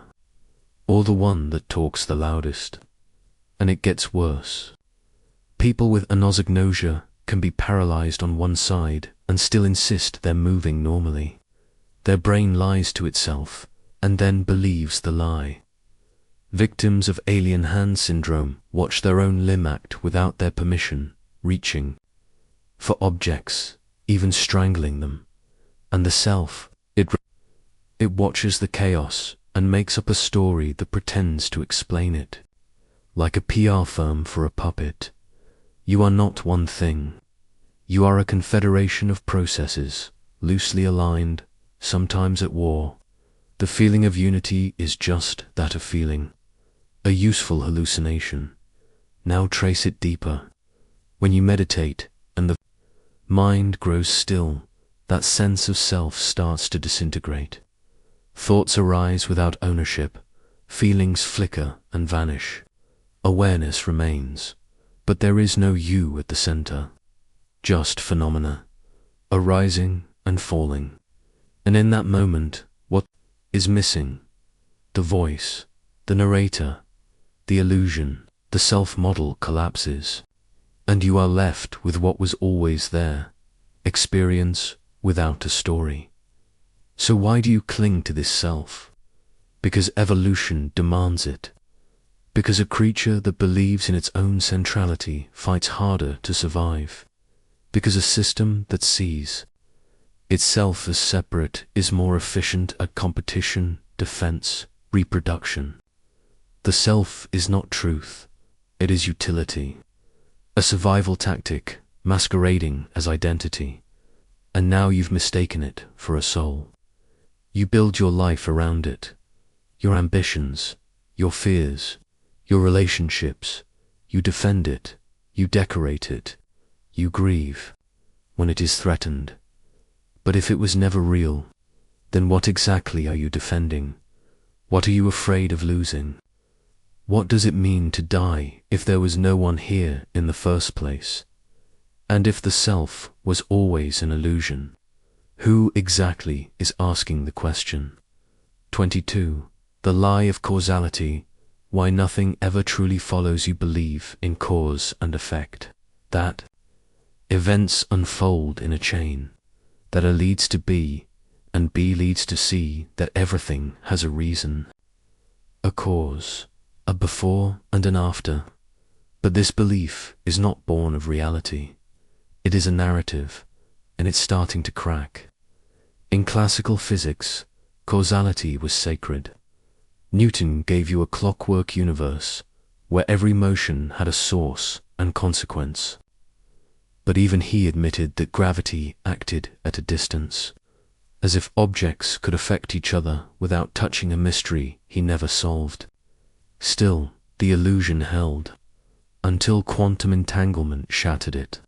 Two particles, once entangled, become part of a shared system.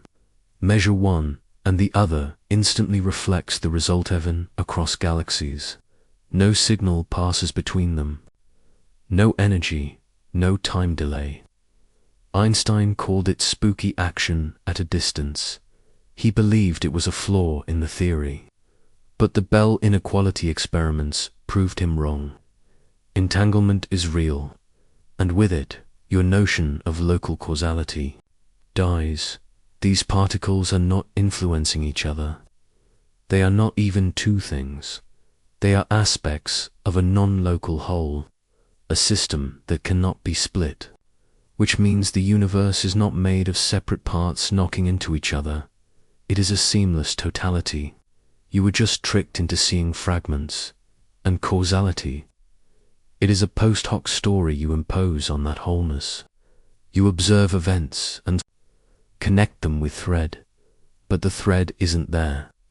Even in neuroscience, this truth haunts every explanation. You think your decision causes your action, that you decide to move your hand and then you move it. But Benjamin Libet's experiments show otherwise. He measured brain activity linked to movement, the readiness potential, and he found that it precedes conscious decision. The brain begins to act before you decide to act. The choice you feel is an afterthought, a rationalization. Your brain moves your hand. Then it tells you a story about why you moved your hand, and you believe it because causality feels good. It feels like control. It is the structure of sanity.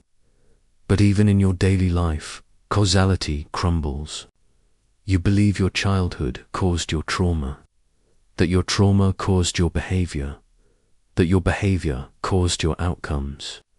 But memory is not a recording. It is reconstructed every time you recall it, modified, corrupted, tinted by mood, suggestion, expectation. There is no fixed past. There is only what you tell yourself now, and the story keeps changing. So what happens when you can no longer trust the timeline? Not just of science, but of your own identity. What happens when you realize that the you who remembers is not the you who lived? That even the sequence of your life is a fable built from fragments? Causality becomes less like a law, and more like a hallucination. This doesn't mean things are random. It means your brain is addicted to false order. You need it to function, so you invent it wherever it's missing. This is called epiphaneia, mind's tendency to find connections where none exist. You see faces in clouds, patterns in chaos, motives in strangers, stories in suffering, because to admit the truth that sometimes effects have no cause, or causes spiral in loops with no beginnings, to destabilizing. But the universe does not obey your need for sequence. Enclosed time-like curves, predicted by general relativity, cause and effect loop back on themselves. A particle can enter a wormhole and emerge before it entered. It meets itself, changes itself, and then causes the version of itself that will enter again. No origin, no end, just recursion, just a snake devouring its own tail. So you cling to your timelines, to your reasons, to your logic. You tell yourself, I am this way because my life turned out like this, because my suffering matters, because. But when cause loses meaning, what do your explanations become? Not answers, not anchors, just noise. Echoes of a mind desperate to find direction in a directionless void. And if nothing truly causes anything else, then what could you possibly blame? What could you forgive? And how could you ever know? If the beginning you remember wasn't just the echo of an end. 23. The ghost in the equation y. Mathematics is not what you think. You trust numbers. They feel cold, clean, untouched by emotion. Mathematics is your final anchor. The one thing that cannot be corrupted by politics, by perception, by belief. It doesn't care what you want. It simply is. But what if math is not the truth? What if it's the lie so deep, so embedded, that you forgot it was a language? Begin here. You were taught that 1 equals 2, but in quantum mechanics, adding 2 particles doesn't always give you two distinct entities. Sometimes it gives you one entangled system, inseparable. Sometimes it gives you a probability cloud. What is 1 when you can't count discrete things? What is plus when there's no numbers lose their solidity when the world refuses to be counted, and it gets worse. In Gödel's incompleteness theorems, you find the fracture inside mathematics itself. Gödel proved that any consistent, formal system, any set of mathematical truths will contain statements that are true but cannot be proven within that system. In other words, there will always be truths you can't prove. Always. You can never build a system that contains all mathematical truth without including unprovable statements. There are limits built into the very logic you use to define limits. It's not that you don't know enough yet. It's that you can never know. So what is mathematics then? Not a discovery, a construction. It is the architecture of your assumptions. When Newton created calculus, he invented limits, infinitesimals, derivatives. But these are not things out there. They are tools, models for motion, for change, for approximating what cannot be fully grasped. And still, Zeno's paradox lingers. If you shoot an arrow toward a target, it must first travel half the distance, then half of the remaining half, and so on, an infinite number of steps. So how does it arrive? Mathematics says the infinite. Some converges, that the arrow reaches the target in finite time. But that's a sleight of hand. You're folding infinity into a box because you're tired of chasing it. The truth is, motion itself remains paradoxical. But math is confident. Math tells you that I, the square root of -1, is useful. So useful that it's essential in electrical engineering, quantum mechanics, signal processing. But what is it? Not a quantity, not a length. It's imaginary, a concept with no counterpart in the physical world. And yet you build your civilization on it. Then there's E, the irrational number describing growth. It appears in natural systems, radioactive decay, compound interest, neural firing. It's everywhere, but no one has ever seen it. It's a limit approaching a process that never ends. You work with ghosts. You call it pure math, but even purity is an illusion. Mathematics is infested with contradictions.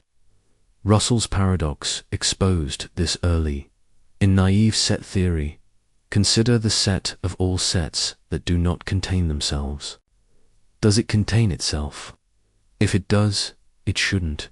If it doesn't, then it should. There is no answer, just a loop. And yet mathematics marches on, papering over its cracks, layering new axioms over old inconsistencies, like painting a cathedral, built on sand. And you believe in it. You believe because it works, because physics uses it, because your phones, your planes, your rockets depend on it.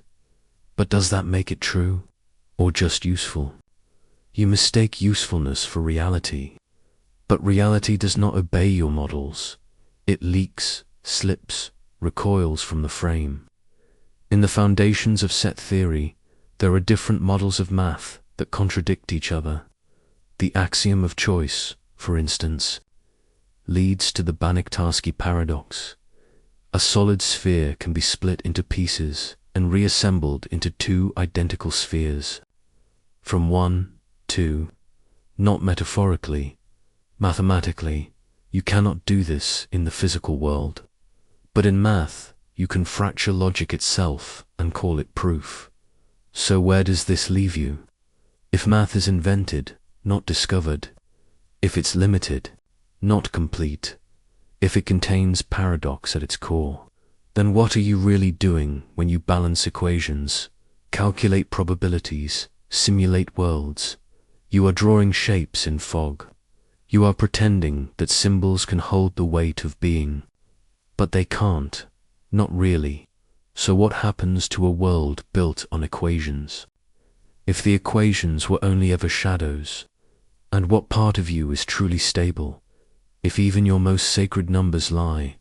24. The observer's delusion why reality does not exist until you think the world is out there, that it continues behind your back, that the moon is in the sky whether or not anyone sees it. But what if that's not true? What if the world, the colors, the sounds, the weight of existence only crystallizes when observed? This is not mysticism. This is physics. Start with the double-slit experiment. A single particle, a photon or electron, is fired toward a barrier with two slits. Beyond the slits is a screen that records impact. If you fire a stream of particles with no measurement, they create an interference, pattern waves colliding, cancelling, amplifying, as if each particle went through both slits, as if it was a wave smeared across possibilities. But introduce a detector to observe which slit the particle goes through, the interference vanishes. Now the pattern is two simple bands, not waves, not probabilities, particles. The act of measurement collapses the possibilities into a fact. Reality shifts when you look at it, not because of the tools, because of you. This isn't an artifact of faulty machinery. It's been repeated thousands of times in hundreds of variations. Electrons, atoms, molecules, even large molecules, like buckyballs, still behave like waves until observed, until they're forced to choose. What's more chilling is delayed choice. In these versions of the experiment, you decide whether to observe the particle after it has already passed the slits, and somehow your future choice affects the particles. Past behavior, it acts as if it knew you would look. So tell me, what is this thing you call the past? If it can be rewritten by decisions made in the present, what is a particle, a point, a probability, a whisper waiting for attention? Now consider quantum erasers. In these setups, the which path information is erased after it is captured, and magically the interference pattern returns. Reality reverts to its unmeasured state. You didn't just observe something, you unobserved it, and the universe adjusted. How can something that already happened unhappen? You might say, it's not the observer, it's the measurement device, but no. Even when detectors record which path data, but the result is never read, the wave function does not collapse. The interference remains. The universe waits. It waits for a conscious agent to care. This is not settled science, but it is a persistent shadow in quantum theory, a growing discomfort. Some interpretations, like Cubism or Wigner's friend, lean into the unsettling possibility. Consciousness is fundamental, not an epiphenomenon, not a byproduct, but the thing reality needs in order to exist. You might reject this. You might retreat to many worlds, which claims the wave function never collapses. Every possibility splits into a new universe. But you know what that implies, that there are infinite versions of you branching at every moment, that with each decision you fracture, that you are just one thin thread in a tree of infinite selves, all unaware of each other, all equally real. So, which is worse, That reality waits for you to look at it. Or that reality doesn't need you at all, and simply spawns every possibility no matter how meaningless endlessly. And now, something darker. In John Wheeler's participatory anthropic principle, the universe requires observers to bring it into being, not just at the quantum level, at the cosmic one. The constants of nature, the strength of gravity, the mass of the electron, the fine structure constant are all precariously tuned for life. A slight shift, and stars don't form, or atoms don't hold, or chemistry doesn't work. And yet, here you are, the universe permits your existence, as if it was waiting for you, as if the past was shaped retroactively by the fact that someone is now here to witness it. Not metaphor, physics. If this is true, then the observer is not a passive spectator. The observer co-creates the world. So now ask yourself, what existed? Before you were born, did the world exist? Did the stars burn? Or did they only begin in the instant you opened your eyes? Not as a baby, but just now, in this moment. And what happens to the universe when you blink? 25. The self-modal error. You do not exist. There is no one behind your eyes. No fixed entity sitting at the center of your experience, pulling the levers of thought and will. There is only the illusion of you, constructed, maintained, mistaken for something permanent. You call it the self. You refer to it thousands of times a day. I want, I think, I remember, I suffer. But look closer. Where is the I? Neuroscience can't find it. There is no singular region in the brain that holds the self. Split brain experiments, such as those by Roger Sperry and Michael Gazzaniga, revealed that cutting the corpus callosum, separating the left and right hemispheres can give rise to two selves in the same body, each side with its own desires, its own consciousness. Which one is you? And if both are you, then what are you? In Thomas Metzinger's theory of the self-modal, consciousness is a simulation, representational process that constructs an image of a self in a world. But the image is mistaken for the thing itself. It's a hallucination. The brain models a body. It models thoughts. It models beliefs. It models perspective, and then forgets its modeling. You believe in a central witness, but this witness is a narrative thread stitched after the fact. Benjamin Libet, as you've heard, showed that your brain begins to act before your conscious decision arises. And yet you feel that you chose, because your brain tells you that you did. Your consciousness is the last to know. And still it takes the credit. You think you have a solar core identity, but every moment your emotions shift, your memories degrade, your values mutate, your personality, your beliefs, your tastes, they're all products of environment, history, neurochemistry, trauma, chance. So what remains? What part of you has been constant your whole life? The child you remember is not the one you are now. But memory creates a bridge and you mistake that bridge for a self. It's not, it's just memory. And memory is corrupted. False memories can be implanted with ease. Psychologist Elizabeth Loftus demonstrated how easily people can be convinced. They experienced events that never happened. Detailed, emotional memories, entire scenes. The past you believe in is manufactured. So is the story of who you are, and it's not even one story. Your brain has multiple modules, often competing. The limbic system wants one thing, the prefrontal cortex another. The default mode network tells stories. The salience network decides what matters. Your mind is a coalition, a parliament of fragments, and they fight constantly. You feel it every day. The part that wants to get up. The part that wants to stay in bed. The part that says it's your fault. The part that says it's theirs. You are not one, you are many. But because they all happen inside one skull, you call them me.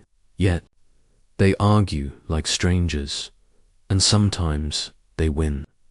Sometimes they whisper thoughts you hate, impulses that disgust you, desires that terrify you. Where do those come from? If you were the one in charge, how can you be surprised by yourself? Why do you sabotage your own goals? Why do you feel like an imposter in your own life? Because you are just a model. A helpful fiction. A user interface for a machine far older, more chaotic, and less unified than you want to believe. Evolution did not need a true self. It needed a self-illusion, something that could track social standing, predict threats, plan alliances, and so it invented you, not as an entity, but as a trick, an avatar of survival. That's why damage to certain parts of the brain, like the precuneus, the insula, the temporoparietal junction can lead to loss of self-awareness, depersonalization, or the feeling of observing yourself from outside your body, because you are not a thing. You are a process, a loop feeding back into itself, like a recursive function.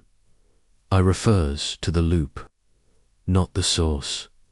There is no source, only the simulation spinning its tail, and you're trapped in it. So when you say, I am thinking, who is the speaker? Who is listening? And if both are illusions, then who just asked that question? 26. Time's cruel lie. The past and future do not exist. Time is your most sacred belief.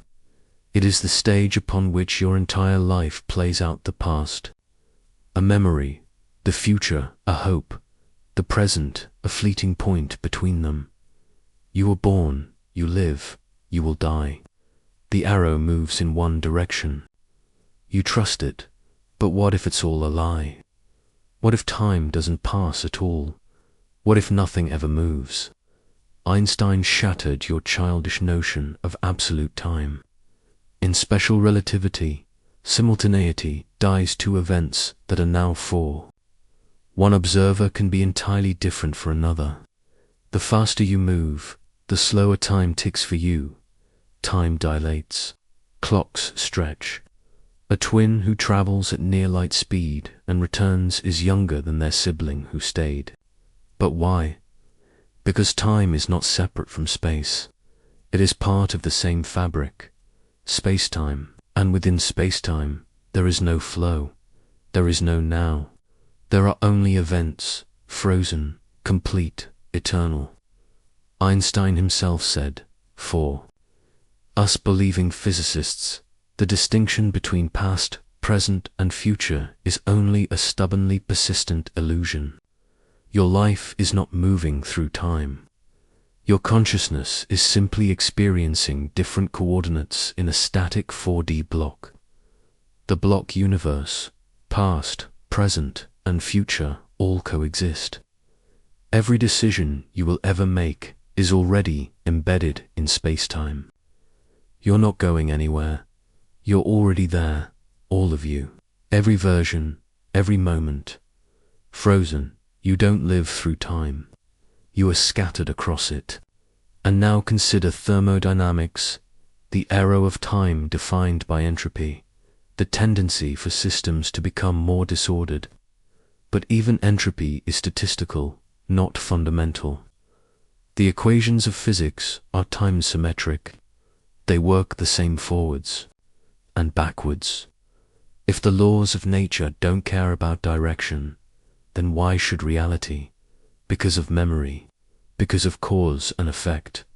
But these are perceptions, not laws. The past leaves traces, the future does not. But what if that's only because of your cognitive bias? because of how your brain encodes sequences. In quantum theory, time breaks even further. At the smallest scales, time may not exist at all.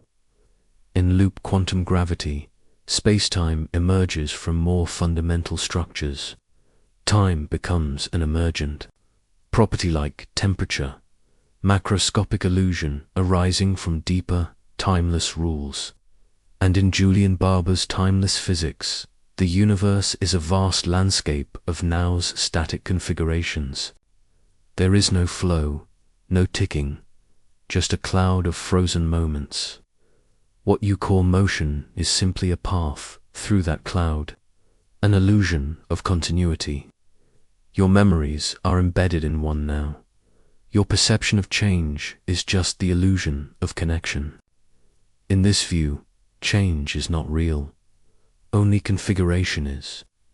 Then ask yourself, where is the past?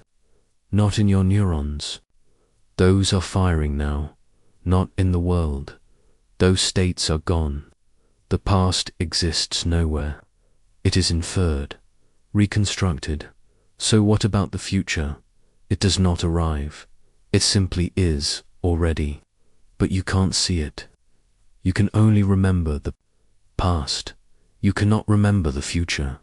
So you believe it hasn't happened yet. But that's not a proof. That's a limitation of your model. Your consciousness is a lantern. It lights up one piece of the block at a time, and the flame flickers. You feel time. You feel aging. But what is aging? The body changes. But if every version of you already exists in the block, then nothing truly ages. The 5-year-old version of you is not gone. It is still there, forever. So is your death, already waiting. But you won't experience being dead, only dying, and after that, silence, no light, no lantern, no now, just all the moments of your life laid out like pages in a book. But the book was always written. You only read one line at a time, and you thought that was motion. You thought that was becoming. You thought there was a next. But what if there isn't? What if this moment is not passing through time, but time is passing through you? And if there is no flow, then what exactly are you running from? 27. The hard problem why consciousness should not exist. There is no reason you should be experiencing anything right now. No law in physics requires it. No equation predicts it. The atoms that make up your brain don't need to feel anything. They should be like everything else in the universe, silent, dark, and dead. But somehow, in this specific configuration, these atoms wake up. They generate awareness. They generate you. This is the hard problem of consciousness, coined by philosopher David Chalmers. It's not about brain function or behavior. It's about the sheer fact of inner experience, why it feels like something to be you. This is not about intelligence, not memory, not language. It is about quali, the redness of red, the burn of shame, the taste of salt, the ache of loneliness. These things are not observable from the outside. You can measure brain states, map neurons, record synapses, but nowhere in the scan do you find pain. You find the correlates, but not the thing. The subjective world is not inside the physical world. It is adjacent to it, or beneath it, or irreducible from it. No one knows, but they keep pretending they do. Materialists say, it's just the brain. But when pressed, they cannot explain why brain matter should produce inner life. Why 4 kilograms of meat, bathed in blood, locked in darkness, creates the horror of despair. They tell you, it's emergent. But emergence is not explanation. It's a placeholder. They tell you to wait. But you've been waiting since birth. And still, no one can tell you why you are inside yourself. Your body could function without awareness. There are countless unconscious processes keeping you alive. So what is this spotlight? Why does anything need to be illuminated?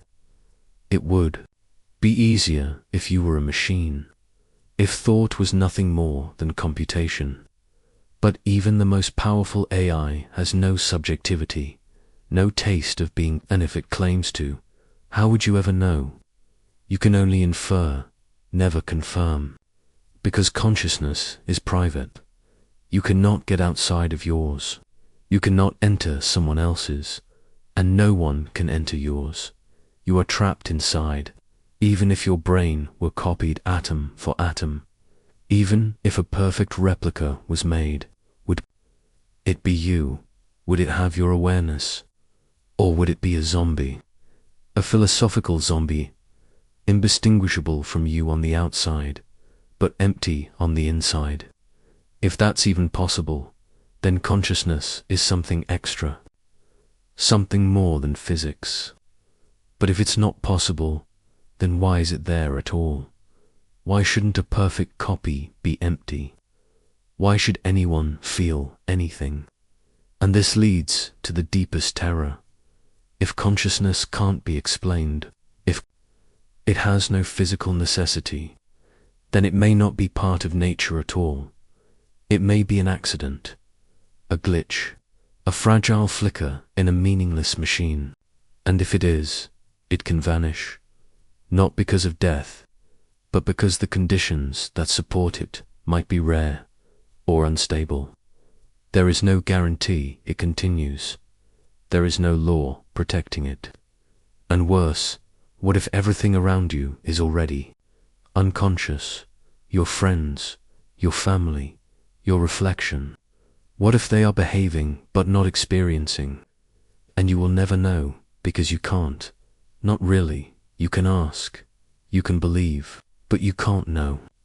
Your consciousness is the only thing you are certain of, and yet it is the one thing science cannot touch, the one thing philosophy cannot penetrate, the one thing that should not exist, and still here you are.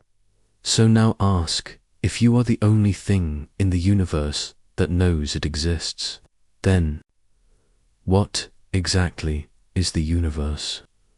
28. The simulation mirror.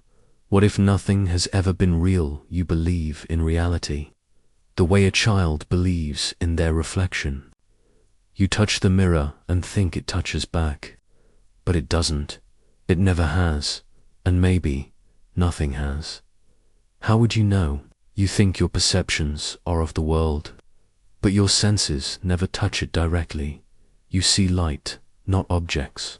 You hear vibrations, not meaning. You feel electrical impulses, not texture. Every experience you've ever had has been mediated, processed, filtered, interpreted. A movie projected on the walls of your skull, and you never left the theater. That's the first glitch in the system. The second is worse, because the world itself might not be what it pretends to be.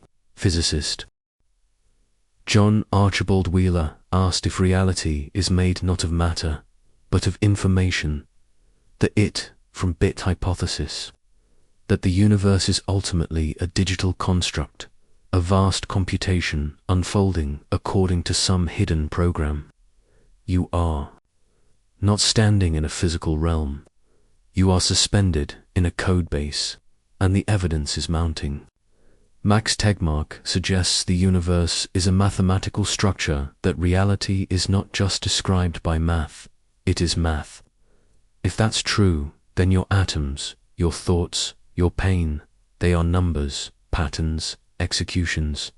In a language you'll never read. You exist because the equation permits you to, but not necessarily intentionally. Then comes the simulation argument. Philosopher Nick Bostrom proposed a trilemma. Civilizations go extinct before creating advanced simulations. They lose interest in simulating ancestors, or we're already inside a simulation. given the exponential rise of computation and the human urge to recreate history. The third option becomes more likely with every passing decade. And if that's true, then what you call physics is simply code constraints, the Planck constant, a frame rate, the speed of light, a data transfer limit, quantum uncertainty, random number generation, time, a clock cycle, and your memories, RAM. You are not born, you are rendered. The stars are not billions of light years away. They are skyboxes painted textures on the inside of the engine. The moon doesn't exist when you aren't looking at it, and neither does your bedroom, your house, your street. The entire world is loaded just in time, like scenery in a game. And the glitches, you've seen them. The Mandela effect millions remember things that supposedly never happened. Berenstain versus Berenstain. Looney Tunes versus Looney Tunes. These aren't typos, they're patch notes. Someone rewrote a line of code, and your memory clashed with the new version. You call it faulty recall, but what if it's debug residue? And what about déjà vu? That sharp sudden sense that you've lived this moment before. A hiccup in the rendering engine. A cached state accidentally replayed. Even quantum physics hints at simulation. Quantum entanglement violates locality instantaneous effects across space. But in a simulation, it's trivial. Everything is already connected in the program. Locality is just a visual effect, not a limitation of computation and consciousness. It may be a process running on top of the simulation of virtual observer for a virtual world. In that case, you are not real.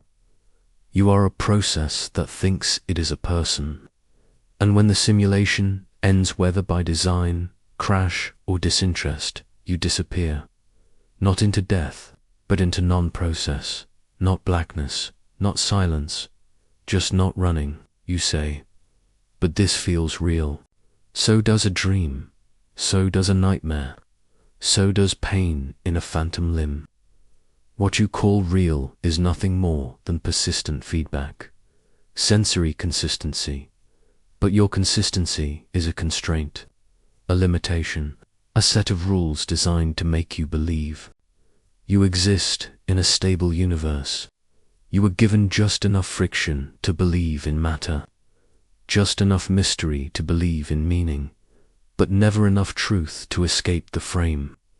So ask yourself, if everything you experience is mediated, if your world is rendered, not born, if your memories are cached, if your death is a shutdown, then what part of you could ever have been real?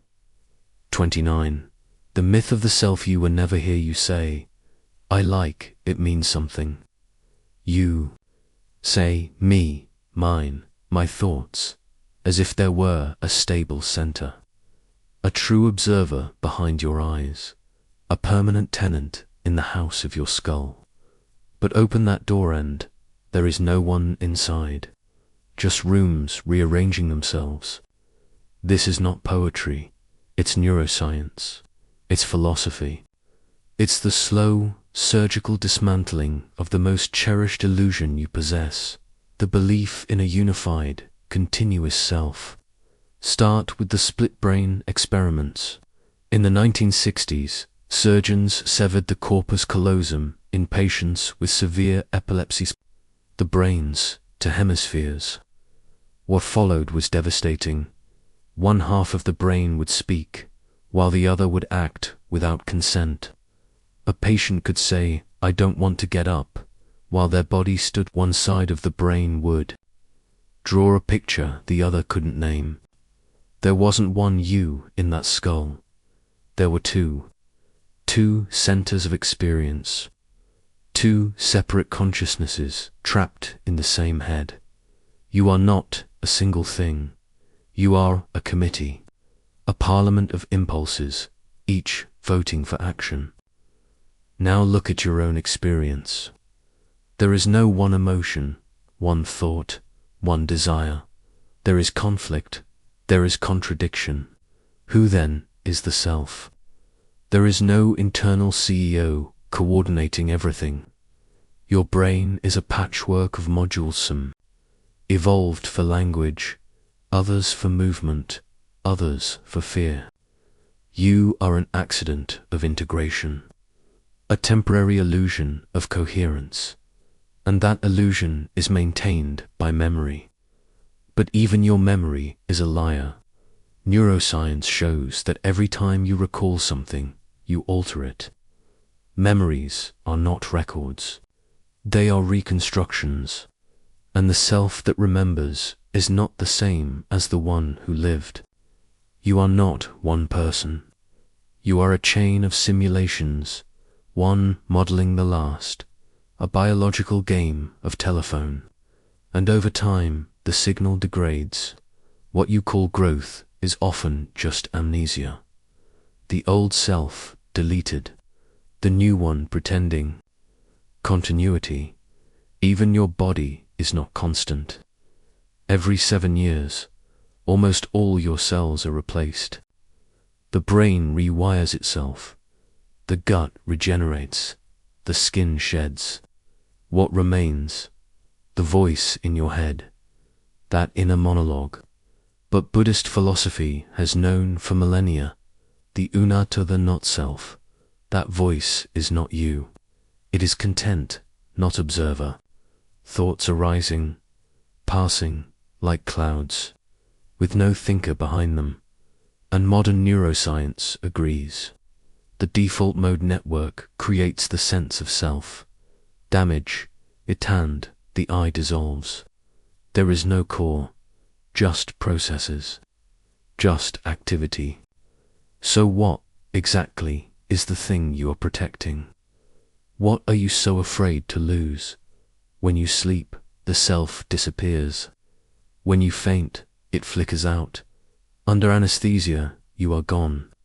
No dreams, no thoughts, no self. And yet you return. But not the same, not exactly.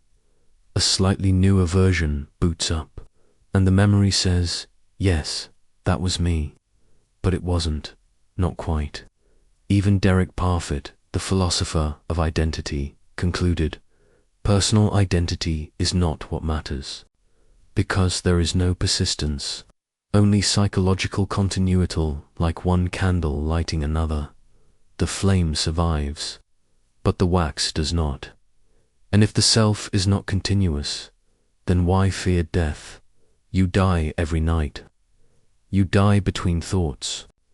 You die when you are not noticed. Your ego is a costume worn by a cast of neurons, but the stage is empty. So now ask, if there is no one behind your eyes, then who is asking these questions? 30. The void between cause and effect. Why nothing truly follows. You were taught that the world runs on cause and effect. Strike a match and it burns. Drop a stone and it falls. Touch fire and it hurts. A smooth, relentless chain of happenings. This leads to that, and that leads to this. You were raised in this narrative, conditioned to see the universe as predictable, knowable, causal. But that assumption is a house built on smoke. And when the smoke clears, all you see is the void. Start with the philosopher David Hume. In the 1700s, he noticed something disturbing, something you probably never questioned. You never actually see causation. What you see are sequences. A ball hits another ball. One moves, but the necessity, invisible power that compels the second ball to move, you never perceive that. You infer it, you impose it. There's no proof that the future must resemble the past. It's a habit, a statistical hallucination. For all you know, the next time you strike a match, it might scream instead of burn. Your brain will panic, yes, but the universe won't blink. because nothing guarantees that cause leads to effect. Now look deeper into the quantum. At the smallest scale, causality breaks down. Particles can affect each other instantaneously. Across space entangled, without mediation. That's not cause and effect. That's pattern without mechanism. And in quantum experiments, like the delayed choice quantum eraser, decisions made in the present can seemingly alter the past, not the appearance of the past itself. The cause happens after the effect. Let that sentence sit in your bones. Time doesn't just move forward, it doesn't move at all. It is not a river, it is a dimension. And dimensions don't flow. They just are. Einstein showed us this with relativity. Your past, present, and future all coexist simultaneously. Right now, your death is already as real as your birth. You just haven't caught up to it. But maybe you never will. Maybe you never move. Maybe consciousness only experiences sequence-like. A needle dragged along the grooves of a record. But the song already exists, all at once. So where does causality live? The Boltzmann brain. You might be the universe's ghost. You believe you are the product of a long-ordered cosmic history. Stars formed, planets cooled, life emerged, you were born. But what if you're not real? What if you're just a fleeting statistical aberration, Boltzmann brainer, momentary fluctuation in a cosmic void, with fake memories implanted for reasons you'll never know? This paradox arises when we combine the second law of thermodynamics with infinite time. Ludwig Boltzmann realized that in a universe winding toward maximum entropy, chaos, random fluctuations are inevitable. Given infinite time, even the unlikely can occur. Particles spontaneously form a brain, complete with fabricated memories of childhood, family, and cosmic history. youtube.com+6n.wikipedia.org+6 higgs.ph.ed.ac.uk+6 scienceabc.com. Statistically, it's far more probable for a brain full of false experiences to pop into existence than for an entire low-entropy universe to emerge from nothingness. So ask yourself, how do you know you're real? What if every memory, every sensation, every belief you hold is part of a mirage designed by pure chance? The absurdity doesn't end there. If Boltzmann brains vastly outnumber real evolved observers, then statistically you are almost certainly 1. You think you're reading this in your familiar life, but perhaps you're just particles arranged in a cosmic joke, dissolving back when the fluctuation ends. n.wikipedia.org. This paradox isn't theoretical fluff, it threatens the foundations of cosmology. If our universe allows Boltzmann brains to dominate, then our belief in cosmic history becomes wildly unjustified. The solution: theories must prevent such dominance and expanding universe ending before infinity, or measures culling high entropy observers. Otherwise, reality collapses into probability. So here's the real question. If you're more likely to be a momentary brain than a product of genuine history, then what does you even mean? You were taught to believe that honesty is a virtue, something pure, something noble. But you've never truly questioned why you tell the truth, because the truth, for most people, isn't told for the sake of integrity. It's told out of fear. Fear that if you lie, you might expose your real self. Let's dig into that darkness. You lie to others less than you lie to yourself. You edit your thoughts before they surface. You polish your identity before someone sees it. You script your reality like a movie trailer, only the best parts. only the highlights.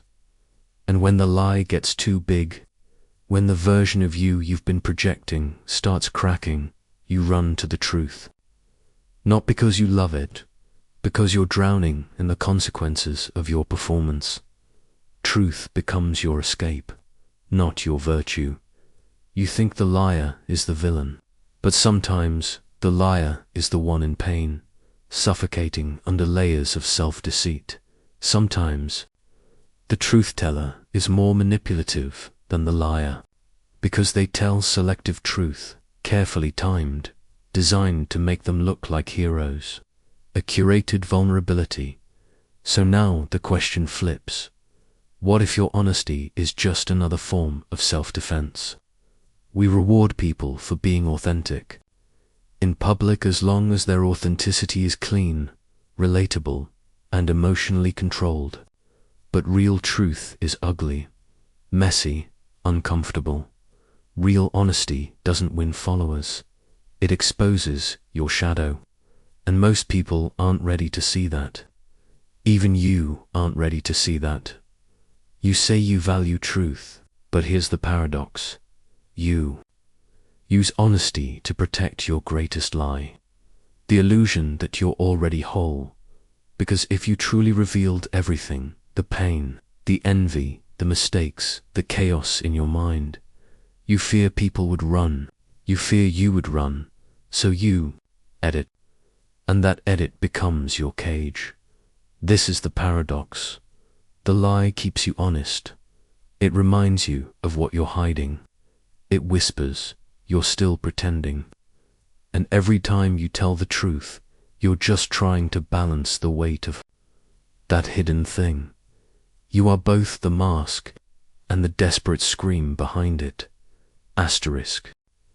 If the timeline is fixed, if everything that happens must happen, then causality is illusion.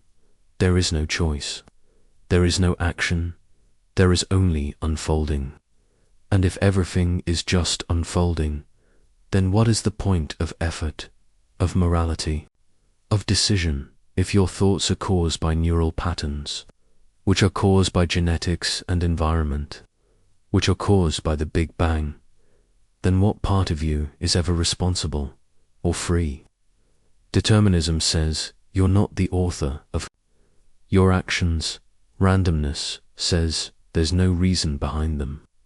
And those are your only options. Either everything you do was fated, or nothing you do has meaning. The illusion of causality is what makes punishment possible. It's what justifies praise and blame and guilt. But the machinery doesn't care. It just spins. You were never at the wheel. You were the friction. And even when you believe you've made a choice, when you feel free, that feeling is just another effect. One more domino falling. So what happens when you pull the thread of cause and find no hand behind it?